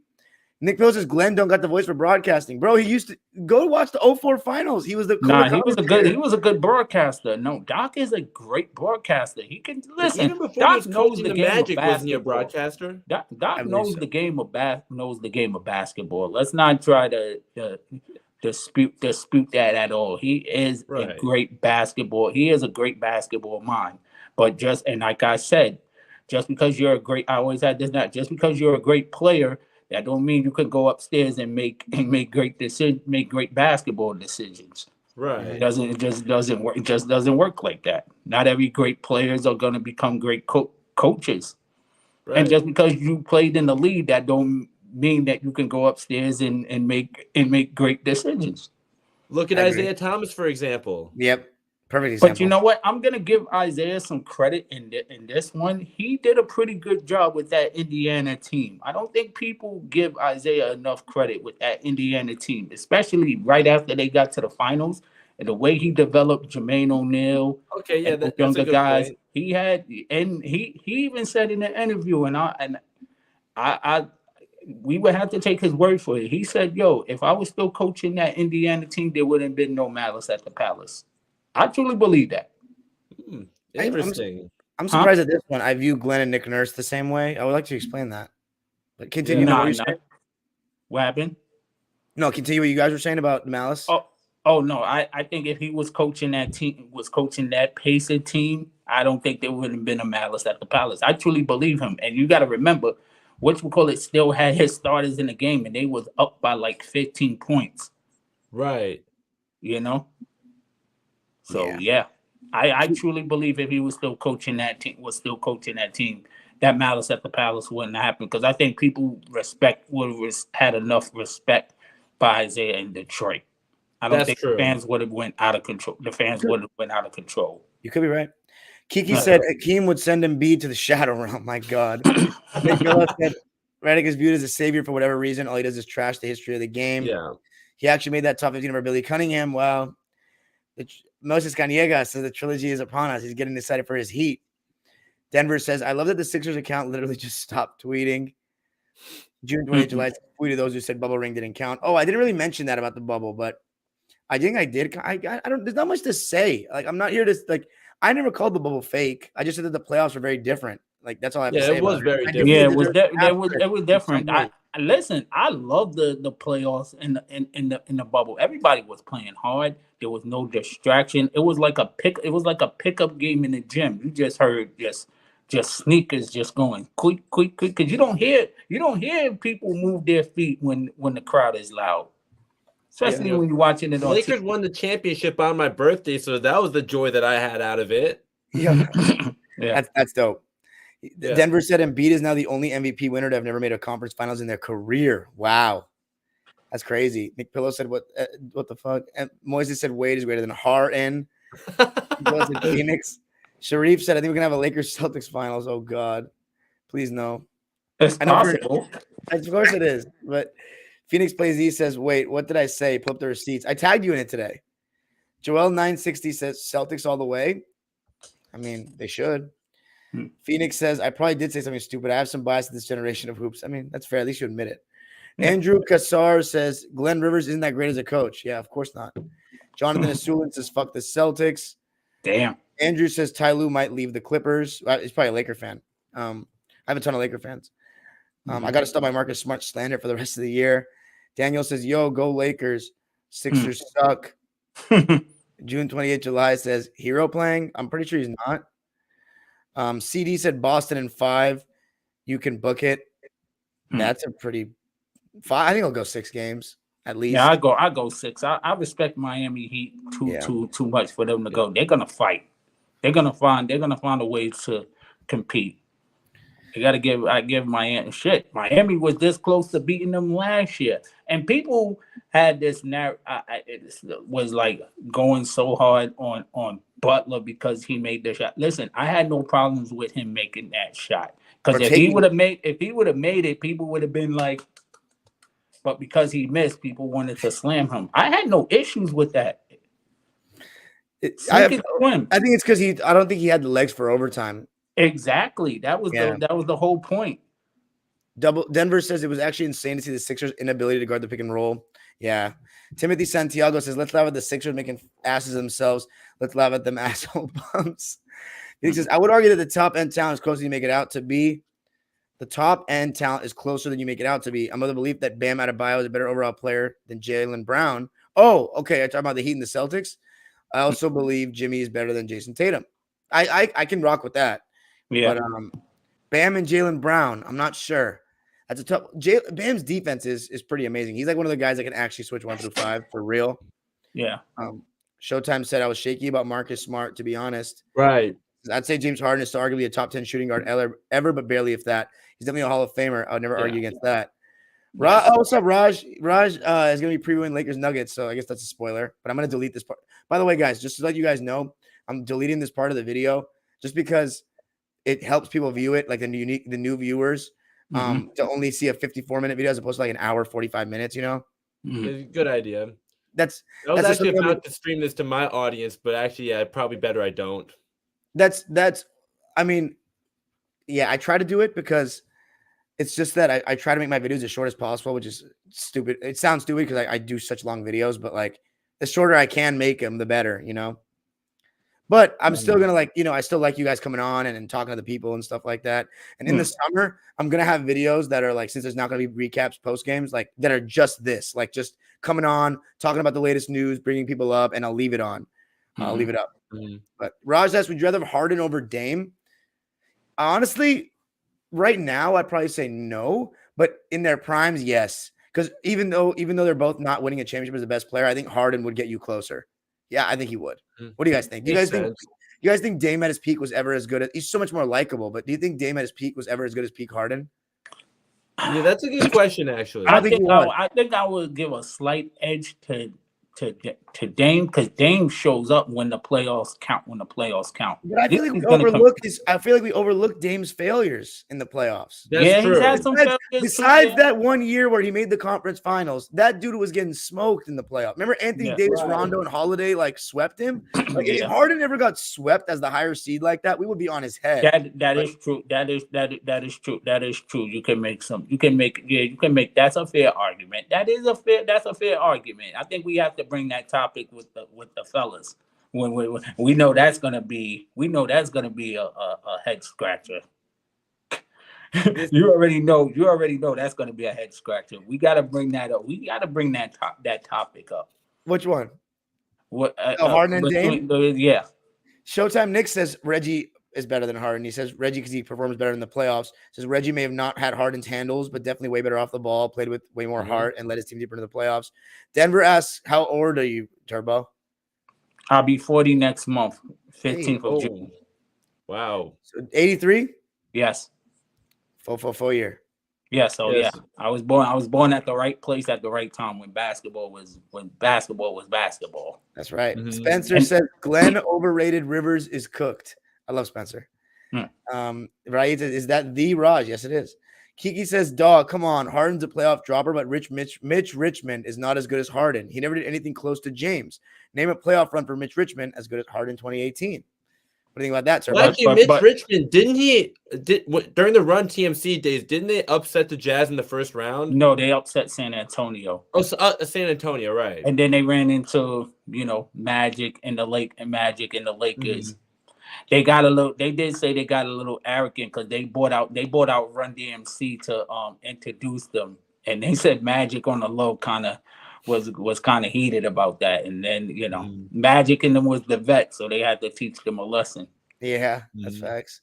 Although and then the Kings was just the Kings when he got traded to the Kings, they was just a bad team. They was just a bad team, but he was still getting buckets though. Right, Kiki. Let me ask you this, man. Or a girl if you're Kiki. Harden has no excuse. He's been on too many good teams for them not to go to that next level. Yeah. How old are you, Kiki? I just want to ask that. Just to hear your lens, Did you watch Mitch Richmond in his prime? There's a reason I'm not speaking about this. There's the reason I'm not pushing back because I could disagree, but I have no knowledge of Mitch Richmond's game like that to say it. So that's why I'm staying in my lane. That's what I do about me. That's the thing about me. But if you go back and I'll watch full game. No, I'm gonna watch everything. Mitch Richmond's highlights in games, you're gonna be like, wow, you might have a different. I'm all about the full games, Turbo. I want to watch the full thing. I don't want to watch. Go ahead. It'll be good. I ain't say highlights, but you know what I meant. The film. Spencer said the game is missing fundamentals. That's the miss. Yeah, I agree 100%.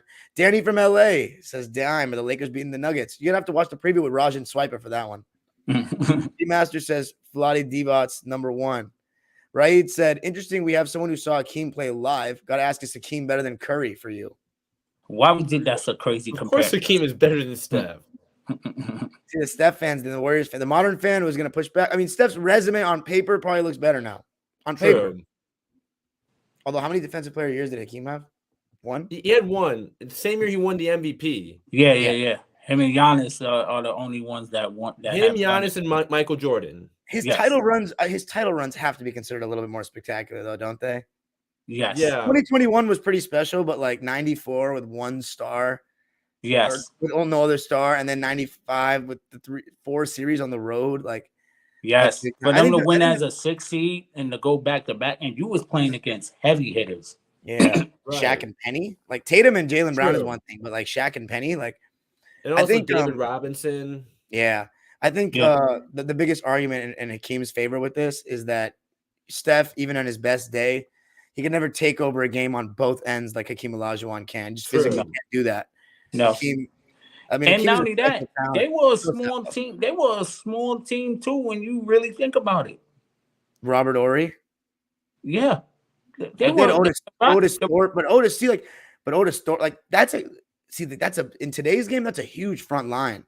Yes. Today's game. But back then, you would look at it totally different. They were a small team.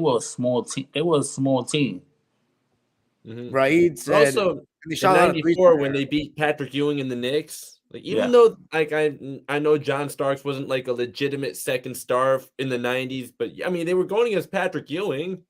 Mm-hmm. And fun fact, I met John Starks before. Oh, that's dope. Wow. Cool. Yeah, I met him and Larry Johnson. That's awesome. That was like 10 years ago. That guy Spencer says the champion Knicks could be considered a small ball team. Thoughts? Which one? Because there were 2 teams that went to the finals. You had the '94 and the... No. He's talking about the '70s. Okay. Well, the thing is, all of them could shoot, but Willis Reed was still a center. But all of them Right. could shoot. But there was when Willis Reed went out, when he hurt himself, when they went with DeBusschere at the 5 and they put in Stallworth and you saw it they were just spraying. It's in one of my playlists, the Evolution of Basketball I 70s feel like you footage. can consider them a small ball team. But I don't know if they were a small ball team. I think they're a team that showed us small ball early, but they had Willis Reed. And I think Willis Reed is one of the 10 best centers. That's why I'd be easily. I'd be laughing like, oh, it was always a big man's league. You need to win with big men. Yeah, you do, but small ball was the Bulls was a small ball team if you really think about it. True. But not today. Why do you say that? Because they Did they really ever play Rodman at the 5? at time if they needed it. Shit, Rodman was guarding Shaq in the 96 conference finals. That's crazy. That guy Spencer says hot take. He said Magic tried coaching. It wasn't working. And he also said hot take. Avery Johnson is an underrated coach. Needed more opportunity. I feel you. Phoenix says to elaborate the Nurse equals Glenn. I truly believe that they were both carried by their talent. Also with Nurse, the horrible timeout calling and over aggressive schemes gave me an aneurysm. But that you still won. Yeah. Or also maybe the 04 Pistons, even though they weren't known for offense. I mean, Rasheed Wallace is 6'10", Ben Wallace is 6'9", so consider them a small ball team, right? But they played like brutes. True. Yeah. Kiki said you got a ton of Laker fans because you're dope as fucking respectful. Most of all, you know ball. Thanks, man. Right? Said you got the GOAT Raj preview in the series. Let's go. Go split this into 2 videos. I can try to do that. But the thing is right now, it's like it just takes away from my original recap, my analysis. Right? So that's not true at all. Dame has had plenty of playoff flameouts. Prime Harden clears. Okay. Spencer says Harden, 27 missed threes. No coming back from that one. Phoenix says real shit. The NBA needs to allow showing clips of the game on live streams without it being flagged for copyright strike. Yeah. That guy Spencer says Mitch Richmond was a beast, bro. I watched him with Golden State Warriors and Kings. Spencer, you want to hop on? Kiki said, don't get me wrong. Harden is the playoff dropper of all time. I hate him. I'm 20 years old, but a big film watcher. Absolutely. I know my history. Got tons of respect for my man, The Rock. Yeah. Hey. Okay. I like that. To Hakeem over Curry, absolutely. I will always argue that never seeing Jordan versus Hakeem in a finals hurts as badly as never seeing Kobe versus LeBron in a finals. I wish Jordan stayed. Spence said 1970 Knicks as I expected. Kiki said, I wouldn't say guard play makes a team small ball like the Bulls, but they showed instances of early small ball, which I find so cool. Love the 04 Pistons shout. Domio says they were short, not small. Kobe fan says Lillard's only playoff series that stand out are 2014 versus Rockets, 2019 versus OKC, and 2021 versus the Nuggets. Yeah, that's about fair. Phoenix says Glenn also one dime, and you put no merit into it. That's how I feel about Nurse looking back on his tenure here. He was the definition of insanity. Interesting. I don't know. You can say that. I think it's hard to win as a rookie head coach, though. I do think it's hard to win as a rookie head coach. The one thing I'll say about Nurse, though, is that he at least has a defense first lens. Ty Lue doesn't, so I don't know. Yeah. I'd be willing to give it a shot. Besides Steve Kerr and Nick Nurse, who else has won a championship as a rookie head coach? Pat Riley. Those are the first 2 I can think of off the top of my head. Pat Riley. Pat Riley. Okay, yeah. Wait, I should have thought of him. Yeah, you're right about that. Good one. 82. Yeah, it's a good one. How about Steve Kerr? Oh, you said Steve Kerr. I said Tyronn Lue. Yes. Nick Nurse. As a rookie head coach. Oh, yeah, that's true. With the 2016 Cavs. Yeah, and Nick Nurse was a rookie head coach. Yeah, I said Nick Nurse. Oh, you did. So you had 4 that won championships as rookie head coaches. Kobe fan said Harden's best playoff run is easily 2015 to me. Okay, that wasn't a Western Conference Finals caliber. I don't think so. I think 2018 was better. He literally smoked. The Rockets won that Game 6 in spite of Harden because Harden was so bad in that Game 6. He sat out the entire fourth quarter. I agree. Jonathan Jakob Q says 96 Bulls or 2017 Warriors. My answer with this is always I think it depends on the rules. But but the Warriors in this, I will say this though, I'm more confident that the Warriors would win in the 2017, just the way the game was played, than the Bulls winning in the 90s. But I don't know though, because the Bulls personnel is good for switching, like with Ron Harper, Rodman, Pippen, and Jordan. And people forget Ron Harper was. We talk about Mitch Richmond being underrated. If Ron Harper didn't get hurt, oh my goodness! Right, yeah, this guy's smart. Crazy, he never made an All-Star game. This guy's smart, by the way. I think you got to decide what era they play rules. Yeah, that's facts. He knows, he gets it. Right? I'm guessing you guys are going with the Bulls, though. I don't know. What do you guys think? like you said, I agree with what you said. It depends Yeah. on it depends on the rules. Raheem said, "Gotta ask Hakeem or LeBron." I probably take again. I haven't watched Hakeem, so I'm not going to comment. But probably LeBron. But I'm biased towards watching LeBron's career. LeBron obviously has accomplished more. Turbo, Yeah. what do you think about that? You got LeBron or Hakeem? LeBron. Okay. But I will say this in Hakeem's offense. He had one of the best footworks I have ever seen in the NBA. True. I think the closest will probably be Kevin McHale. Definitely had one Yes. of the great footworks Great of all shot. time, and Duncan and Kobe. Kobe. And Those are the three. Those four had like one of the best footwork, and Jordan too, of course. Those Yeah, are of the course. four. Those guys had one of the best footworks I ever seen, as far as NBA, past, present, and future. I don't think nobody in this league has good footwork in this league.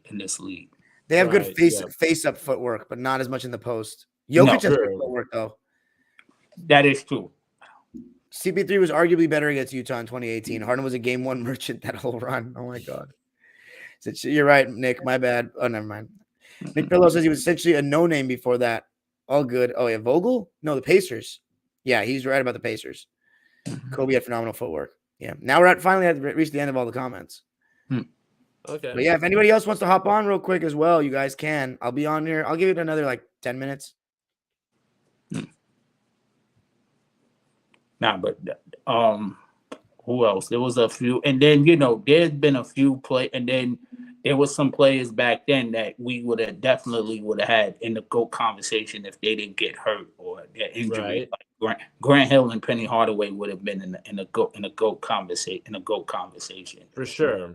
if their careers didn't get through the injuries, and plus they would. Everybody keeps talking about this is the most like athletic. We never seen like athletic guards like this.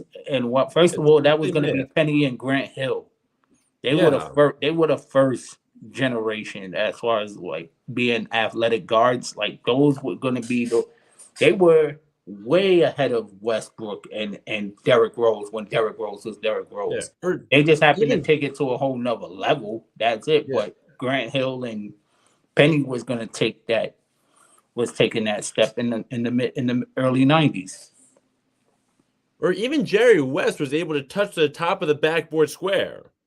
Yeah, Jerry West is a beast. What happened? Jerry West is a beast. Even Jerry West was able to touch the top of the backboard square. Yeah.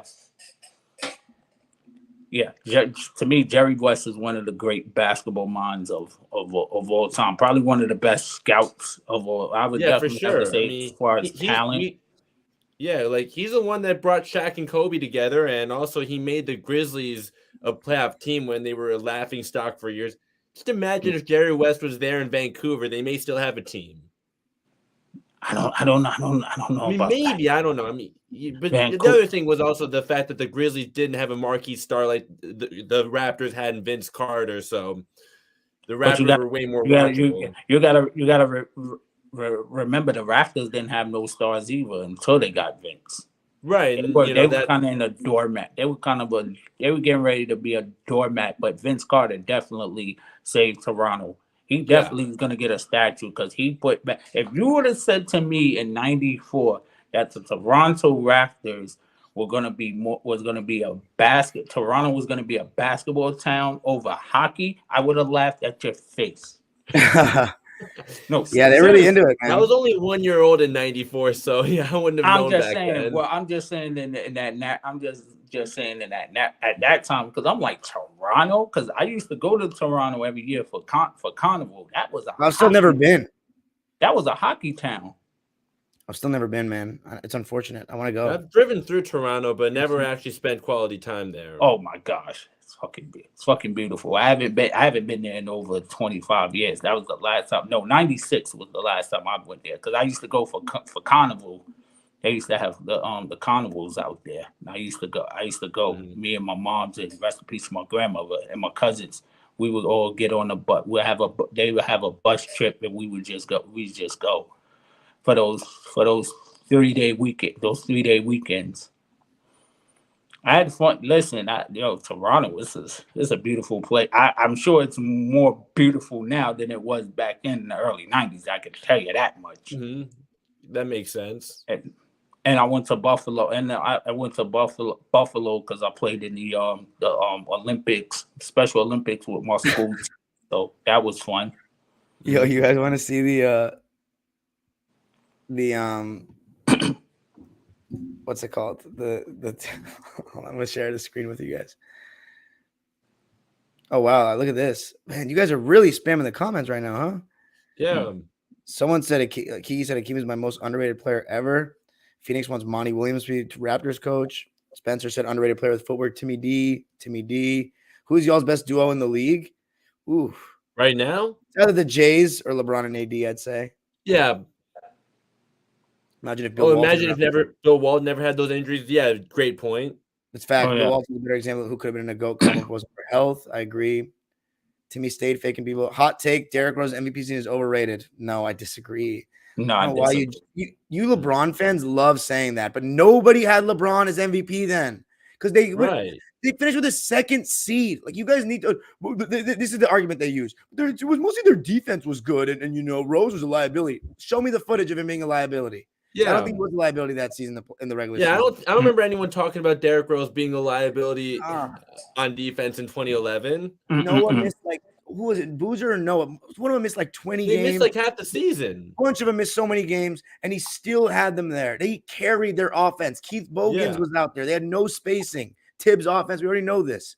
Rose was killing. They went from the 8 seed to the 1 seed. Don't give me that, man. It was so. It was one of if anything, it was one of the more obvious MVPs of my entire life. It was so obvious.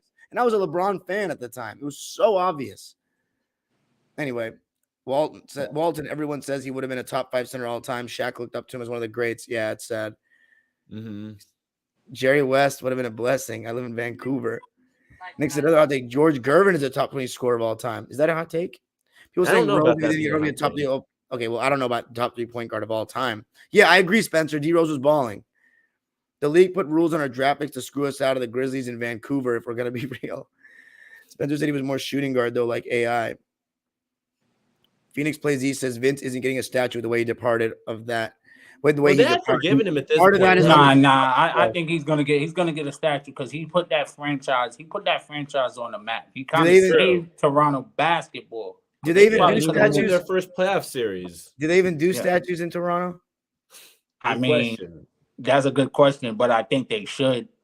I mean, at least for hockey, they probably do, right? But basketball, but I mean, you never thought that Toronto would be a basketball town, right? Come on, Would it be crazy to say Larry Bird underachieved, only getting to 5 finals in his career? I noticed every year he didn't get there, he lost in the Eastern home court. I don't know. I can't speak on that. Yeah, I don't know. Toronto is a mid city. Is a mid city. As someone who lives in that area, went to New York during the winter. It was freezing, but it had a different vibe to it. Way better than T-Dot. Interesting. I've never heard of somebody from Toronto say it's overrated. Nick Pillow says biggest college about disappointment mine is Adam Morrison. I actually kind of disagree with that. Adam Morrison was second team all rookie, and then he got really injured and he never recovered from it. Mm-hmm. Kiki said Dwight was second in voting anyway. LOL. I'm a LeBron fan too. Dwight Howard being MVP. People were saying I remember people saying Dwight Howard should have been MVP because he led them to the 4th seed, I think, with even less help than Derrick Rose. 3 seed. I remember people saying that back then. I wasn't hearing that conversation back then. Dwight Howard was probably. I mean, he was in the race, but I just remember it being a runaway though because they had the number 1 seed. It was just so this wasn't a question to me. And the Bulls were expected to be good, but they weren't expected to be great. And the Magic, they didn't live up to their expectation that year. Kobe 124 gets it, man. He remembers 2011 MVP not being Rose's classic revisionist history. In fact, I never heard about this revisionist history until at least 10 years after. At least 10 years after. It's all LeBron fans that started it too. Yeah, because Dwight Howard, I remember the conversation actually happening. I don't remember the conversation for LeBron being MVP in 2011 ever happening until 10 years later. Dime, do you think LeBron is the most popular athlete in the world besides Ronaldo? Fuck no. Messi exists. What are you talking about? I said Kyle's 100% getting a statue when he retires. Oh my God. Is it going to be a fat statue of him flopping? I hope. Nothing about Vince or anyone else. Rank all time. CB3, Westbrook, Harden, and Iverson. I'd probably have Iverson first. Yeah, Iverson, Chris Paul, then Harden and Westbrook. Yeah, I would put it that way. What did you got? A different one, Marcel? Or I agree. I can go with Allen. I'll go with Allen Iverson. I'll go with Allen Iverson. I'll probably put CP3 because he changed every franchise he goes. He always changes. Here's my only argument though with Harden and CP3. They were on the same team. Harden was better. Did CP3 at his peak ever reach Harden level? I really don't think he did. Mm-hmm. Peak Harden? Peak Harden was a top 3 player in the NBA to me. That is true. Top 4. He was the fourth best. Fourth or fifth. But like I said, I would probably give CP the edge because, like I said, every franchise he's going, he's turned them around. Mm-hmm. Regardless of their failures, you look at what were the Clippers before CP3 got there? Yeah, 100%. 100%. Exactly. No, that's all facts. That's all facts that CP3 changed franchises like that. It's and true. then look where Phoenix was. They haven't made the playoffs in 10 years. In his first year, he gets them to the damn finals. They haven't made the playoffs in 10 years. So I probably would go with long after Chris Paul's been gone from the Clippers. If it weren't for him, they probably wouldn't have been a free agent destination. Like they probably wouldn't have gotten Paul George and Kawhi Leonard. Yeah, Lob City changed everything.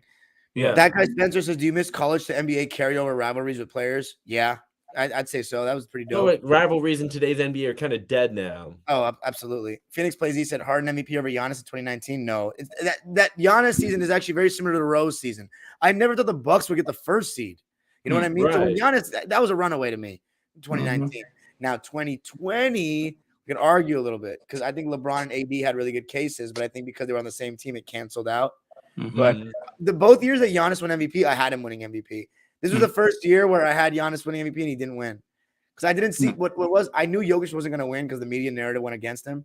But I thought that Giannis being the 1 seed and then looking at his stats next to Embiid, they were better. And I know he plays better defense. I thought Giannis would win.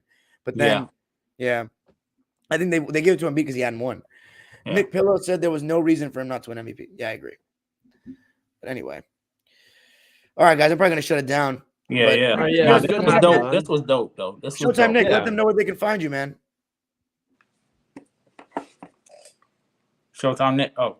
Yeah, 824. Yeah. 824 for Kobe. Oh, yeah, because you just started following me. I just said, you just started following me. Let the people know where they can find you, like on your platforms. Yeah, Showtime Nick 824 on Instagram and on Twitter, Nick Allen, my actual last name, 824. And then YouTube, Nick. I'm not related to Ray, by the way. What's your YouTube again? Mine or his? Yours. Oh, yeah, Showtime Nick. All right, there you go. All right, Turbo. You got Instagram? You got any content to plug? What happened? You got any content to plug or somewhere people want to follow you or something?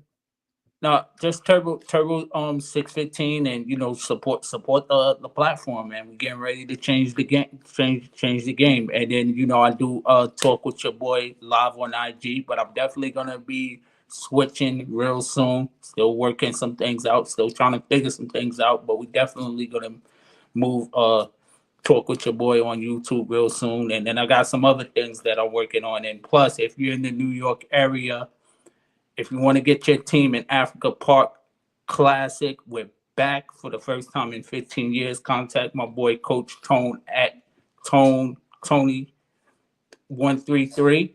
Get your teams in. It's from 8 to 14 and under. So get your team in, and we right back. And I'm probably going to start broadcasting, doing live shows in the park too. We might have a big event that we're working on, so I'll plug that real soon if it happens. So a lot of things.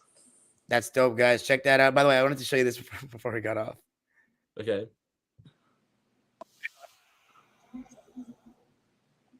Oh wait, I added it to the stream yet? Hold on, my bad. It's not. Will average 50 points a game. You think anybody today is as good as Will? They had to beat Will. Oh my God. Yeah, I think Joel Embiid is. Yeah, I do. Oh no, he's not. Oh yeah. Shut up. 50 points. Scarecrow has no brain. All right, I'm ending it on that. Peace out. I can see why he didn't want him to be the head coach. Now